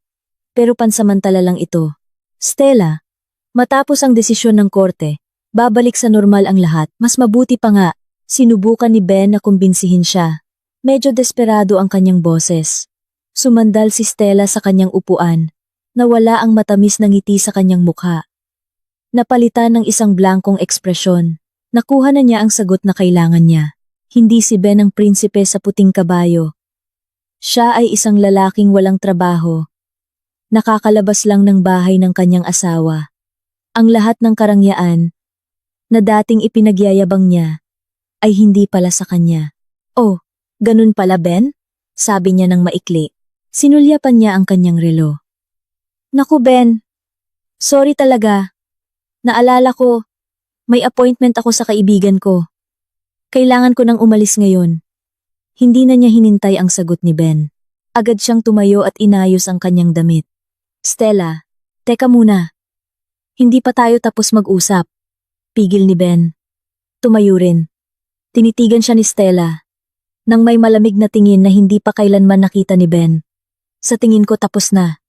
Ben, sana, maging maayos ang proseso ng annulment mo. Sa sinabing iyon, lumiko si Stella. At mabilis na umalis, iniwan siya sa gitna ng mataong food court. Umupo muli si Ben sa kanyang upuan. Nang hihina, tinitigan niya ang kanyang baso ng iced tea. Nakalahati na lang. Ang tamis nito ay ngayon ay mapait sa kanyang dila. Pakiramdam niya ay siya ang pinakabobo na tao sa mundo. Iniwan niya si Kirana, ang babae na nagbigay sa kanya ng lahat, para lang habulin ang walang saysay na pantasya. Kasama si Stella. Ngayon ay nawasak ang kanyang pantasya. At wala na siyang anuman. Nawala na ang lahat sa kanya. Asawa, bahay, kotse, kaginhawaan, dignidad, at maging ang kanyang kabit. Lahat nawala sa loob ng wala pang 48 oras. Lahat dahil sa kanyang sariling kayabangan at katangahan, nakatayo mag-isa sa mesa na iyon. Sa ilalim ng maliwanag na neon lights, sa wakas ay nagsimulang mapagtanto ni Ben kung gaano kalalim ang butas na kanyang hinukay para sa kanyang sarili, at hindi niya alam kung paano makalabas doon. Lumipas ang mga sumunod na linggo sa isang produktibong katahimikan para kay Kirana. Matapos ang paunang pagkabigla at ang bagyo ng propaganda mula sa pamilya ni Ben ay humupa, lalo na matapos niyang utusan ang kanyang abogado na magpadala ng banayad na notice sa ilang kamag-anak na pinakamalakas ang boses. Nagsimula siyang makahanap ng bagong ritmo sa kanyang buhay.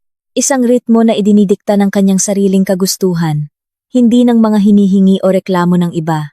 Ang kanyang bahay na dating tila isang 5-star hotel para sa kanyang asawa at biyenan ay dahan-dahang nagiging isang sanctuary para sa kanyang kaluluwa. Nagsimula siya sa maliliit na bagay. Inilipat niya ang malaking sofa na paboritong lugar ni Ben para magpahinga sa isang mas hindi kapansin-pansin na sulok ng silid. Bilang kapalit, naglagay siya ng isang komportableng reading chair at isang mataas na bookshelf malapit sa bintana. Pinupuno ito ng mga nobela na matagal na niyang nabili, ngunit hindi pa niya nababasa. Pumasok siya sa kwarto. Binuksan ang aparador ni Ben na ngayoy walang laman at naamoy ang bahagyang amoy amag. Nang walang pag-aalinlangan, nilinis niya ang buong aparador, sinprayhan ng lavender-scented disinfectant at ginawa itong storage para sa kanyang koleksyon ng bags at mga Filipiniana dress. Ang espasyo na dating simbolo ng katamaran at mga hinihingi ay ngayoy simbolo ng pagpapahalaga sa kanyang sarili. Isang weekend, dahil sa isang matagal nang nararamdamang pagnanais, pumunta siya sa isang art supply store. Matagal siyang nakatayo sa harap ng mga hanay ng puting canvas at iba't ibang kulay ng acrylic paint. Naalala niya noong una. Bago siya ikasal, mahilig siyang magpinta. Bagaman amateur ang kanyang mga pinta, ang proseso ng paghahalo ng kulay at paggamit ng brush sa canvas ay palaging nagbibigay sa kanya ng kapayapaan. Tumigil siya ng ganap matapos tawagin ni Ben na pangit ang kanyang gawa. Anong klaseng painting ba yan? Abstract na hindi maintindihan. Mas mabuti pang gamitin mo ang oras mo sa pag-aaral ng tamang pagluluto. Iyon ang sabi niya noon. Ngayon, wala nang mananaway sa kanya. Bumili siya ng isang kumpletong set ng painting supplies. Pagdating sa bahay, inilatag niya ang mga lumang pahayagan sa malawak na sahig ng sala. Ikinabit ang canvas sa easel at nagpatugtog ng malambing na instrumental music. Nagsimula siyang magpinta. Wala siyang plano, walang konsepto. Ibuhos niya lang ang kanyang emosyon sa canvas. Kulay dark blue para sa kanyang sakit. Nagniningas na pula para sa kanyang galit. Maliwanag na dilaw para sa kanyang pag-asa. At puti para sa bagong kabanata ng kanyang buhay. Nagpinta siya ng maraming oras. Nakalimutan ang oras. Nakalimutan kumain. Hanggang sa napuno ang kanyang mga kamay ng iba't ibang kulay ng pintura. Nang umatras siya upang tingnan ang resulta, hindi niya nakita ang isang obra maestra. Nakita niya ang isang magandang kaguluhan. Nakita niya ang kanyang kaluluwa na nasa proseso ng pagpapagaling. Ngumiti siya. Ang proseso ng muling pagtuklas sa kanyang sarili ay hindi lamang nangyari sa loob ng bahay. Nagsimula siyang magbukas sa kanyang grupo ng mga kaibigan na napabayaan niya. Isang gabi, tinanggap niya ang imbitasyon sa hapunan mula sa kanyang dalawang matagal ng kaibigan, sina Andrea at Carla. Sila ang kanyang mga kaibigan mula sa kolehiyo. Nadahan-dahang lumayo dahil madalas na kinakansela ni Kirana ang mga plano para lang samahan si Ben o paglingkuran ang kanyang biyenan. Nagkita sila sa isang komportableng Italian restaurant. Nang ikinuwento ni Kirana ang nangyari ng walang drama, tanging mga katotohanan, sinalubong siya ng buong suporta. Sa wakas, sabi ni Andrea, habang hinahawakan ang kamay ni Kirana, sa totoo lang, dati pa kaming naiinis sa'yo. Nakikita namin na nagtatrabaho ka ng husto, samantalang siya ay nakaupo lang. Ayaw naming magsalita. Baka magalit ka. Tama, sagot ni Carla. Noong ikinuwento mo na ayaw niyang mag-fertility program at sinisisi ka pa, doon ko naisip na hindi tama ang lalaking iyon. Deserving ka ng mas mabuti. O mas mabuti pa, deserve mo ang iyong sarili ng buo. Nang gabing iyon, hindi lang sila nagbalik tanaw. Nagtawanan sila ng malakas sa mga simpleng bagay. Mula sa pinakabagong pelikula, hanggang sa tsismis sa kanilang opisina. Sa unang pagkakataon matapos ang mahabang panahon, naramdaman ni Kirana na siya ay bahagi ng isang bagay na totoo. Isang pag-uusap kung saan, hindi niya kailangang mag-alala sa damdamin ng sinuman, Hindi niya kailangang isensor ang kanyang mga salita. Maaari siyang maging kanyang sarili. Nang umuwi, namamanhid ang kanyang pisngi dahil sa sobrang ngiti. Ang positibong enerhiyang ito ay kumalat sa kanyang profesional na buhay. Sa opisina, napansin ng kanyang mga kasamahan ang pagbabago sa kanya. Mukha siyang mas masigla, mas madalas ngumiti, at mas focused. Nawala ang pasanin sa kanyang isip na matagal nang pumipigil sa kanya, na nagpapatakbo sa kanyang utak ng mas malinaw at malikhain. Sa isang mahalagang pulong para sa isang bagong proyekto, namangha si Kirana. Ipinresinta niya ang kanyang ideya ng may kumpiyansa. Sinasagot ang bawat tanong ng matalas at diretsyo. Ang kanyang mga sariwa at inobasyon na ideya ay nagpahanga sa mga kliyente. Ang kanyang boss, si Sir Leo, na matagal nang kilala si Kirana bilang isang kompetenteng empleyado ngunit tahimik, ay tinitigan siya nang may bagong tingin na puno ng pagpapahalaga. Napakahusay na presentasyon, Kirana. Puri ni Sir Leo matapos ang pulong. Hindi ko alam na mayroon kang ganoong tapang. Ang proyektong ito ay sa inyong team. Pamunuan mo ng maayos. Ang pagkilalang iyon ay tila ang pinakamatamis na validasyon. Sa loob ng maraming taon, palaging sinusubukan ni Ben at Aling Nena na iparamdam sa kanya na ang kanyang trabaho ay isang negatibong bagay, ang pinagmulan ng lahat ng problema sa kanilang pag-aasawa. Ngayon, malinaw niyang nakikita na hindi problema ang kanyang trabaho. Ang kanyang trabaho ay isang biyaya. Ang kanyang karera ay kanya. Resulta ng kanyang pagsisikap at katalinuhan. Ito ay isang bagay na dapat niyang ipagmalaki, hindi niya itago.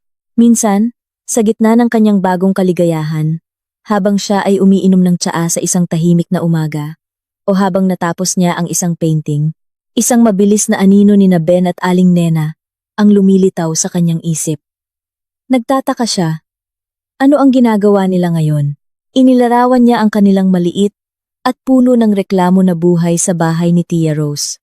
Inilarawan niya si Ben na frustrated dahil walang pera, at si Aling Nena na hindi na makapag-astang elegante sa harap ng kanyang mga kaibigan sa madyong session at paluwagan. May kaunting awa, ngunit mabilis na lumipas ang damdaming iyon. Pinaalalahanan niya ang sarili na ang kanilang kasalukuyang kondisyon ay pulos resulta ng kanilang sariling mga desisyon. Binigyan niya sila ng pagkakataon sa loob ng maraming taon. Nagpakasakit siya hanggang sa halos mawala ang kanyang sarili. Ngayon ay oras na para maging makasarili, para sa kanyang sariling kaligayahan. Napagtanto ni Kirana na ang tunay na kalayaan ay hindi nangyari noong ibinaba niya sila sa expressway. Ang tunay na kalayaan ay ang proseso na nangyari pagkatapos. Kapag nagsimula na siyang punan ang mga walang laman na espasyo sa kanyang buhay ng mga bagay na mahal niya. Kapag natuto siyang unahin ang kanyang kapayapaan, sa isip higit sa lahat, kapag tinitigan niya ang salamin at nakita ang isang buo, malakas, at masaya na babae sa kanyang sariling kapangyarihan, hindi na lang siya nakikipaglaban para mabuhay. Nagsimula na talaga siyang mamuhay. Samantala, habang muling itinatayo ni Kirana ang kanyang mundo, gumuho naman ang mundo ni Ben. Ang pagtanggi ni Stella ang naging pinakamababang punto niya. Nawala ang nag-iisang pag-asang makatakas na kanyang binuo sa kanyang pantasya. Ngayon, ang natitira na lang ay ang mapait na realidad. Siya ay isang walang trabaho na walang pera. Nakikitira sa bahay ng kamag-anak na lalong nagiging hindi magiliw. Ang pressure ay nagmumula sa lahat ng dako. Nagsimulang madalas na manumbat si Tia Rose sa kanya sa hapagkainan. Hanggang kailan ka ba magiging ganito? Ben, maghanap ka naman ng trabaho. Kawawa naman ang nanay mo. Kailangan pa ba siyang makikitira rito ng matagal? Ang bawat panunumbat ay tila hagupit sa kanyang dignidad na sira-sira na. Sa kanyang desperasyon, isang pangalan lang ang patuloy na umikot sa kanyang isip. Kirana. Kailangan niyang maibalik si Kirana, hindi dahil sa pag-ibig, kundi dahil sa pangangailangan. Si Kirana ang kanyang tiket pabalik sa isang komportableng buhay. Si Kirana ang kanyang safety net. Sinimulan niya ang kanyang unang taktika, isang serye ng text messages na ipinadala mula sa hiniram na cellphone ng kanyang pinsan. Ang unang mensahe ay puno ng pagsisisi. Mahal, humihingi ako ng tawad. Nagkamali ako. Emosyonal lang ako noon. Namimiss kita. Ang mensahe na iyon ay binasa lang ni Kirana. Walang tugon. Pinayuhan na siya ni Attorney Liza na huwag sagutin ang anumang pribadong komunikasyon. Nang makitang walang tugon ang kanyang mensahe, itinaas ni Ben ang kanyang antas sa manipulasyon ng alaala. Naalala mo ba, mahal? Noong una tayong umakyat ng Baguio, umuulan, at kumain tayo ng inihaw na mais? Ang saya-saya natin noon. Gusto mo bang itapon na lang ang lahat ng alaalang iyon? Wala pa ring tugon. Dahil sa pagkabigo, lumipat si Ben sa kanyang paboritong taktika, pagkakasala. Narinig ko na masaya ka na ngayon. Mabuti yan. Ayos lang sa akin. Madalas magkasakit si nanay sa kaiisip sa'yo. Patuloy na tumataas ang kanyang presyon. Kung may mangyari kay nanay, makakapanatili ka ba ng payapa? Sa pagkakataong ito, naramdaman niyang magtatagumpay ang kanyang mensahe. Alam niyang may respeto si Kirana sa mga matatanda. Naghintay siya ng tugon ng balisa. Ngunit nanatiling tahimik ang cellphone. Hindi nadala si Kirana. Nang makitang nabigo ang kanyang anak, nagpa siya si Aling Nena na kumilos gamit ang kanyang paboritong drama. Isang hapon, humiga siya sa kama, tinakpan ang kanyang katawan ng makapal na kumot, at nagsimulang umungol ng mahina. Nagkunwari siyang may lagnat, at nahihirapan huminga. Rose! Rose! Tawag niya sa mahinang boses, nang pumasok ang kanyang kapatid sa kwarto. Pakitawagan si Kirana. Gusto lang siyang kausapin ni Ate Nena. Gusto kong humingi ng tawad bago ako umalis. Si Tia Rose, na bagaman naiinis, ngunit hindi pa rin kayang makitang naghihingalo ang kanyang kapatid, ay sa wakas, ay tinawagan si Kirana. Nasa gitna ng meeting si Kirana nang mag-vibrate ang kanyang cellphone. Nang makita ang pangalan ni Tia Rose sa screen, agad siyang humingi ng pahintulot na lumabas ng silid. Inaakala na niya na darating ang ganitong taktika. Delikado. Si Aling Nena, ang nanay ni Ben, malubha ang sakit. Panik ang boses ni Tia Rose. Patuloy siyang tinatawag ang pangalan mo kanina. Mataas ang kanyang lagnat. Nahihirapan siyang huminga. Sabi niya. Gusto kanyang makita. Gusto niyang humingi ng tawad. Tumahimik si Kirana sandali. Nakikinig ng mabuti. Ang kanyang instinct ay nagsasabi na ito ay isang drama. Ngunit may kaunting bahagi ng kanyang sarili na nag-alala. Paano kung totoo ito? Naalala niya ang mensahe mula kay Attorney Liza. Manatiling kalmado. Huwag magpadala sa emosyon. Mag-alok ng lohikal na solusyon. Hindi pisikal na presensya.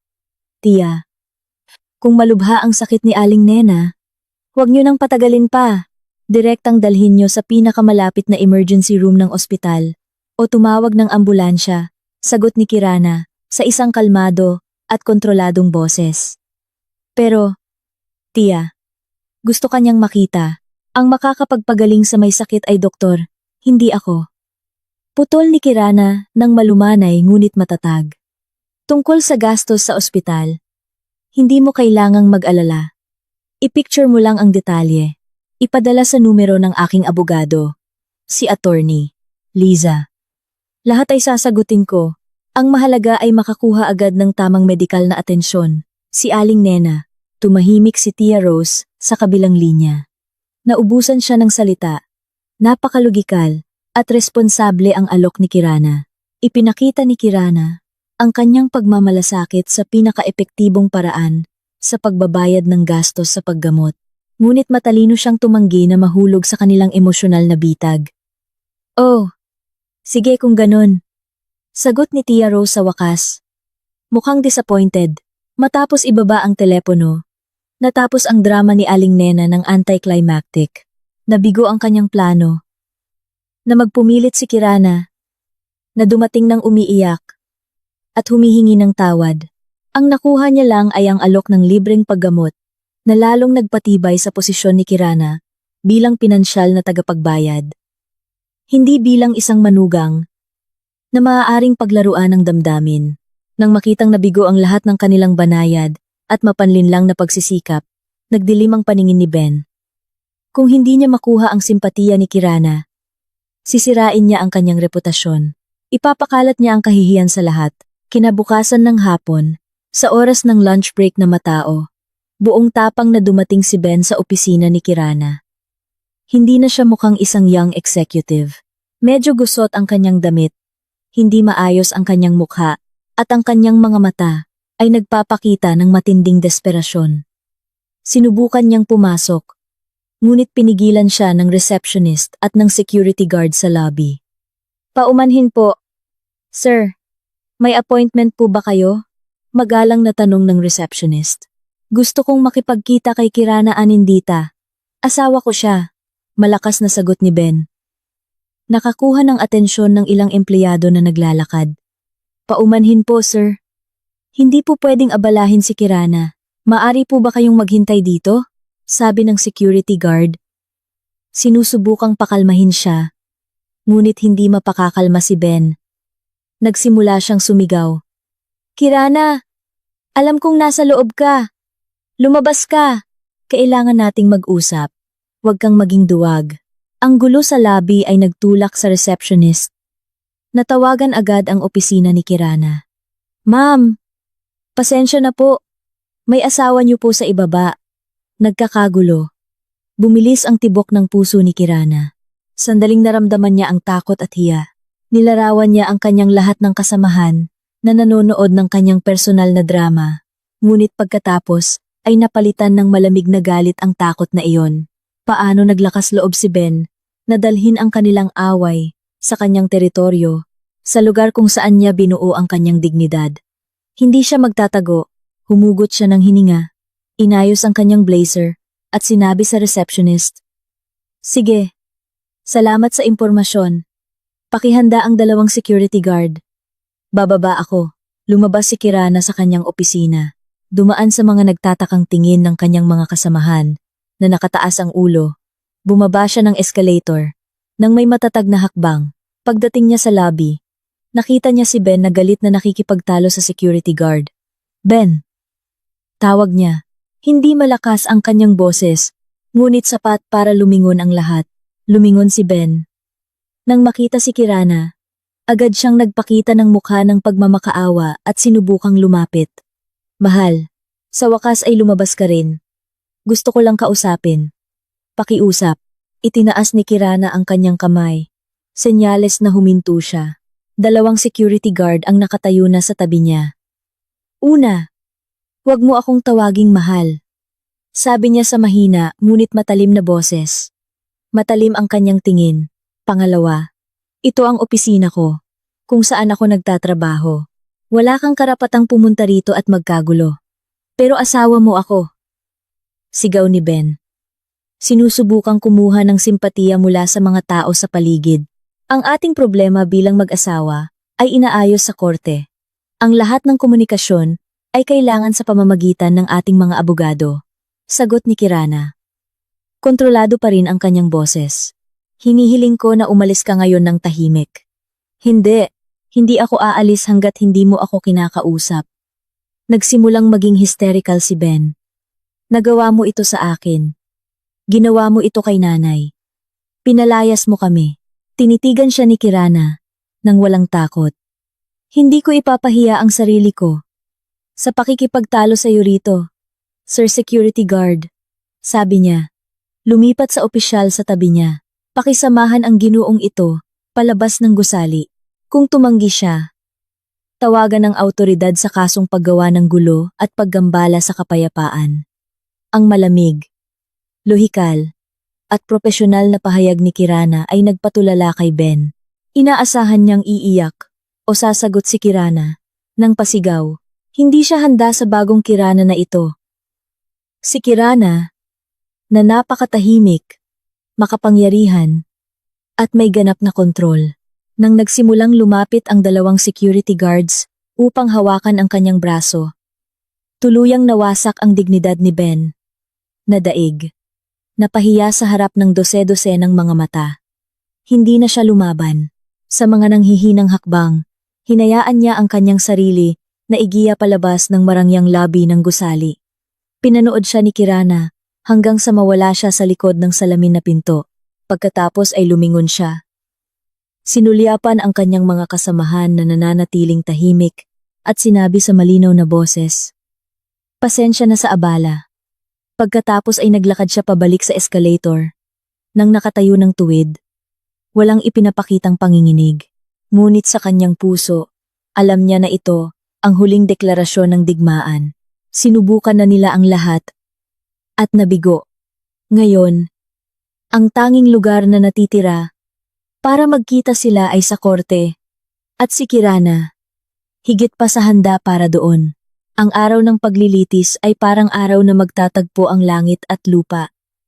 Ang hangin sa family court ay mabigat, puno ng mga dasal na hindi nasambit, mga pag-asang nawasak, at labanan ng dignidad. Ang mga koridor nito, na may maputlang pintura, ay puno ng mga mukhang tensyonado. Si Kirana, na nakasuot ng maayos na navy blazer, at may modernong nakapusod na buhok, ay naglakad ng matatag sa tabi ni Attorney Liza. Hindi siya kinakabahan. Handa siya. Hindi na ito labanan ng emosyon. Ito ay labanan ng katotohanan. At ang katotohanan ay nasa kanyang panig, sa kabilang dako ng waiting area. Nakita niya sila, si Ben at Aling Nena. Ang kanilang anyo ay refleksyon ng kanilang pagkatalo. Si Ben ay nakasuot ng polo barong na medyo kupas. Ang kanyang mukha ay maputla at walang laman ang kanyang tingin. Si Aling Nena, nakaraniwang laging magarbo sa kanyang mga alahas, ay ngayoy simple lang sa kanyang instant hijab at walang make-up na mukha. Sa tabi nila, ay nakaupo ang isang pagod na matandang abogado. Tila alam na niyang matatalo siya sa laban na ito. Nagkatagpo ang kanilang mga tingin sandali. Nakita ni Kirana ang kislap ng galit sa mata ni Aling Nena at ang halo ng pagsisisi at galit sa mata ni Ben. Sinagot lang ni Kirana ng kalmado at blankong tingin, bago tuluyang umiwas ng tingin. Wala nang kailangang pag-usapan sa pamamagitan ng mata. Hayaan ang mga dokumento ang magsalita. Ang unang sesyon ay mediation. Isang huling pagtatangka ng korte na pagkasunduin ang dalawang panig. Umupo sila sa isang maliit na silid na nakaharap sa isang mahabang mesa, kasama ang isang hukom mediator bilang tagapamagitan. "Sige! Ginoong Ben! Kirana!" Nagsimula ang hukom mediator sa isang matiyagang boses. "Ang layunin natin dito ay maghanap ng gitnang daan. Ang kasal ay isang sagradong pagkakaisa. Kung mayroon pang paraan upang magkasundo, mas mabuti kung gagawin." Agad na nagsalita ang abogado ni Ben, si Ginoong Sharif. "Salamat hukom. Ang aming kliyente, si Ginoong Ben, sa totoo lang ay hindi gusto ang annulment na ito. Mahal na mahal pa rin niya ang kanyang asawa. Ang nangyari ay isang hindi pagkakaunawaan lamang dahil sa sandaling emosyon. Ang aming kliyente ay handang humingi ng tawad at ayusin ang lahat." Bahagyang ngumiti si Attorney Liza.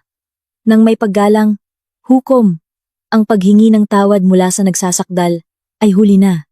Ang aking kliyente, si Kirana, ay nakaranas ng matinding emosyonal na pagpapahirap at pinansyal na pagsasamantala.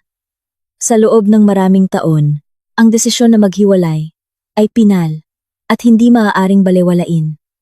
Nang makitang imposibleng magkasundo, lumipat ang hukom mediator sa susunod na paksa, paghahati ng ari-arian. "Sige, kung hindi maiiwasan ang annulment, pag-usapan natin ang tungkol sa ari-arian," sabi ng hukom. Inilabas ni Ginoong Sharif, ang abogado ni Ben, ang ilang piraso ng papel. "Hukom, sa loob ng 5 taon ng kasal, ang aming kliyente at ang kanyang asawa ay nakakuha ng ilang ari-arian. Kabilang dito ang isang bahay sa Green Meadows Subdivision, isang SUV, at ilang ipon. Batay sa batas, ang ari-arian na nakuha sa panahon ng kasal ay joint property na dapat hatiin ng pantay, 50-50. Umupo ng medyo tuwid si Ben. Isang kislap ng pag-asa ang lumitaw sa kanyang mukha. Ito ang hinihintay niya. Nagpatuloy si Ginoong Sharif.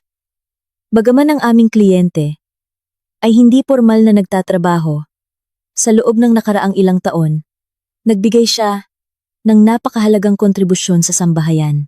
Nagbigay siya ng moral na suporta sa kanyang asawa, pinanatili ang kaligtasan at ginhawa ng bahay. Ang mga non-monetary contribution na tulad nito ay dapat ding isaalang-alang ng korte. Sandaling tumahimik ang silid. Halos umungol si Kirana nang marinig ang argumento.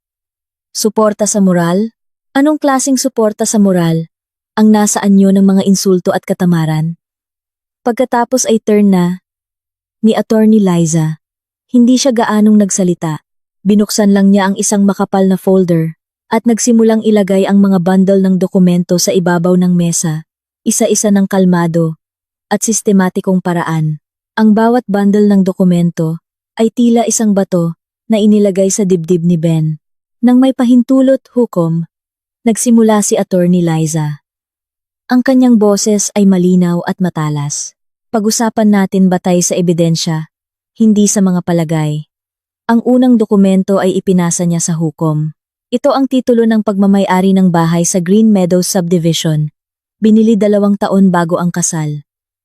Isang pangalan lang ang nakasulat, Kirana Anindita. Ang bahay na ito ay ari-arian bago pa man ang kasal at hindi joint property. Nanlaki ang mga mata ni na Ben at Aling Nena. Inilagay ni Attorney Liza ang pangalawang dokumento. Ito ang BPKB at invoice ng pagbili ng SUV. Binili ng cash. 3 taon na ang nakakaraan, gamit ang pondo mula sa taunang bonus ni Kirana. Lahat ng patunay ng transaksyon at daloy ng pondo mula sa personal na account ni Kirana ay nakasaad dito. Ang pangalan ng may-ari sa BPKB, Kirana Anindita. Pinagmasdan ng hukom mediator ang mga dokumento, bahagyang tumango. Susunod.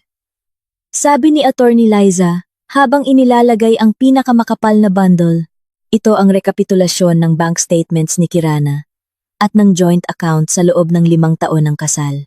Dito makikita ng malinaw na ang pagpasok ng pondo sa joint account ay 100% nagmumula sa sweldo ni Kirana.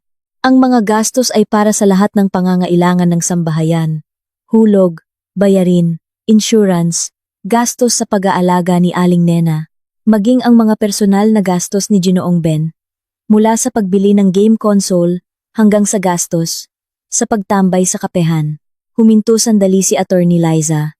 Hinayaan ang mga katotohanan na umiral. Pagkatapos ay tinitigan niya si Ginoong Sharif. Ang abogado ni Ginoong Ben ay binanggit kanina ang tungkol sa moral na suporta.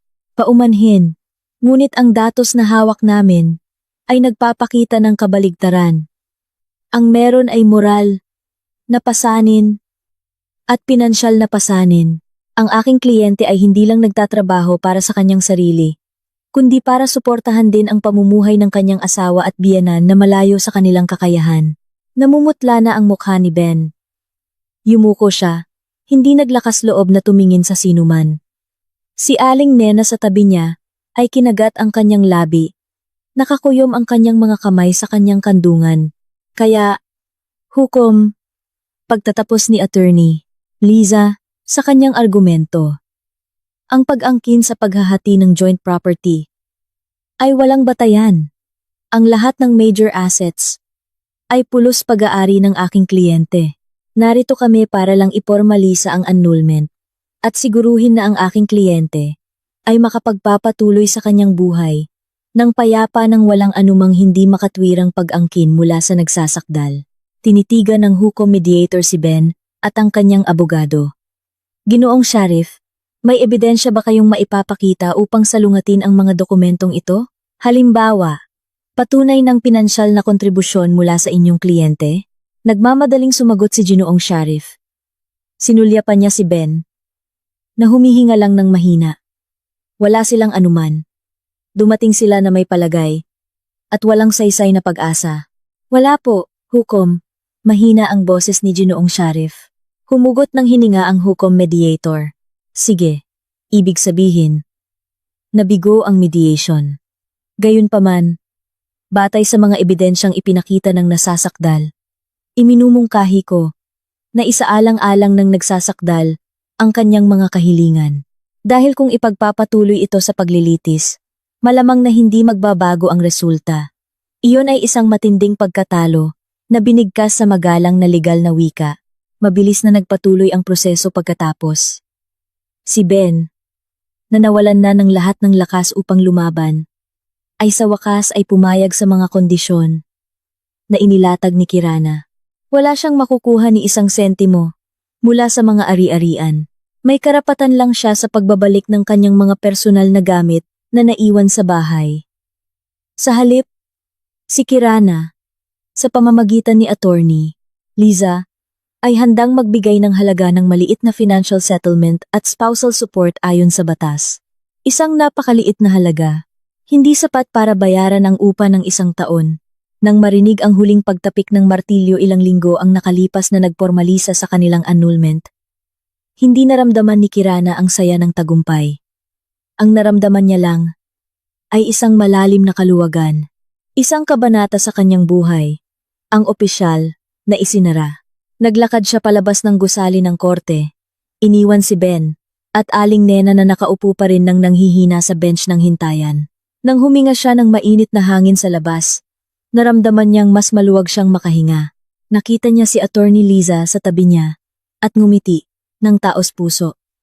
Maraming salamat po, ma'am. Walang anuman, Kirana. Karapat-dapat kayo rito. Sagot ni Attorney Liza habang mahigpit na nakikipagkamay. Naglakad si Kirana patungo sa kanyang sasakyan. Hindi na siya lumingon. Tapos na ang nakaraan. Sa harap niya ay isang maliwanag na kalsada at isang kinabukasan. Naganap na kanya. Napatunayan ng korte ang katotohanan na matagal na niyang alam. Wala siyang nawala, inalis lang niya ang pasanin. Lumipas ang isang taon. Ang oras ay tila tubig na dahan-dahang umaagos.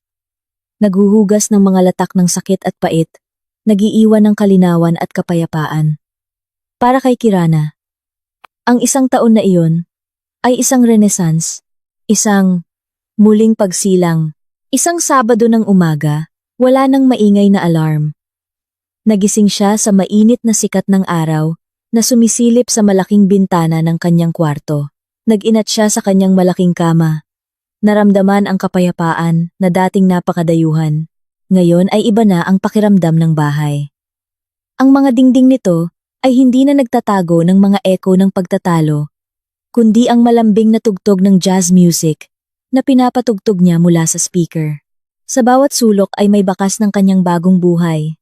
Sa sala, maayos na nakalagay ang kanyang mga abstract at makulay na painting. Puno na ang bookshelf malapit sa bintana. Sa balkonahe, ang mga halaman na siya mismo ang nag-aalaga ay lumalaki ng malusog at lunti. Ang bahay ay ngayon ay humihinga kasama niya. Matapos magtimpla ng isang tasa ng kanyang paboritong itim na kape, dinala niya ang kanyang laptop sa mesa ng hapagkainan na nakaharap sa likod bahay. Nagpaplano siya ng isang bagay na matagal na niyang pinapangarap. Isang 3 linggong solo trip sa Japan sa darating na taglagas. Binuksan niya ang website ng booking, inihambing ang mga presyo, at binasa ang mga travel blog ng buong sigla. Dati, ang isang biyahe na tulad nito ay isang pangarap lang. Siguradong ipagbabawal siya ni Ben sa dahilan na pag-aksaya lang ng pera o baka raw delikado para sa isang babae na mag-isa. Sa totoo lang, ayaw lang niyang maiwan at mag-alaga sa kanyang sarili. Ngayon, wala nang pipigil sa kanya. Ang mundo ay kanya upang galugarin. Ang kanyang karera ay lalong sumikat. Matapos matagumpay na pamunuan ang isang malaking proyekto, noong nakaraang taon, na-promote siya bilang senior manager. Mas malaki ang kanyang responsibilidad, ngunit ginagampanan niya ito ng may bagong sigla. Hindi na niya naramdaman na nagsisikap siya para pakainin ang isang parasite. Nagsisikap siya para sa kanyang sarili, para sa kanyang kinabukasan, para sa kanyang mga pangarap. Iginalang siya ng kanyang team, kinilala ng kanyang mga boss. Natagpuan niya ang kanyang boses hindi lang bilang isang propesyonal, kundi bilang isang leader.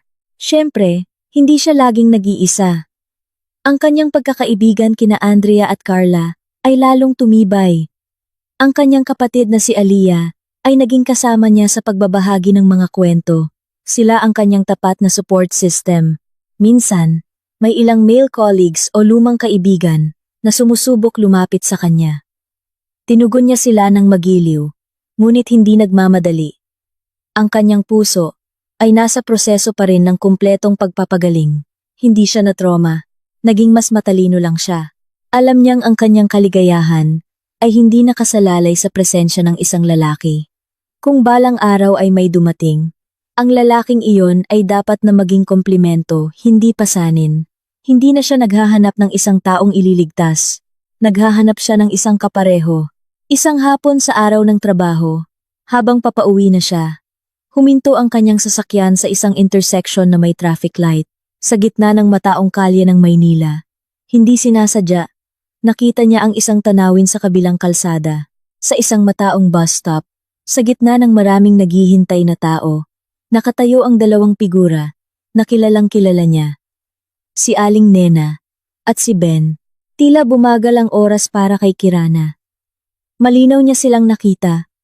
Mukhang mas matanda si Aling Nena kaysa sa kanyang edad. Simple ang kanyang damit. Ang kanyang mukha ay mukhang pagod at puno ng pagkadismaya. Nagrereklamo siya. Nakaturo ang kanyang kamay sa kalsada. Sa tabi niya, nakatayo si Ben, na nakayuko ang balikat. Hindi na siya nakasuot ng branded na kamiseta. Nakasuot siya ng uniforme ng isang retail store na kulay asul. Medyo kupas. Ang kanyang buhok ay hindi na maayos, at ang kanyang dating gwapong mukha ay ngayoy mukhang kusa at walang sigla. Mukha silang dalawang estranghero na napilitang mamuhay ng magkasama. Isang punong bus ang huminto sa harap nila. Nagtulakan silang dalawa, kasama ang iba pang pasahero.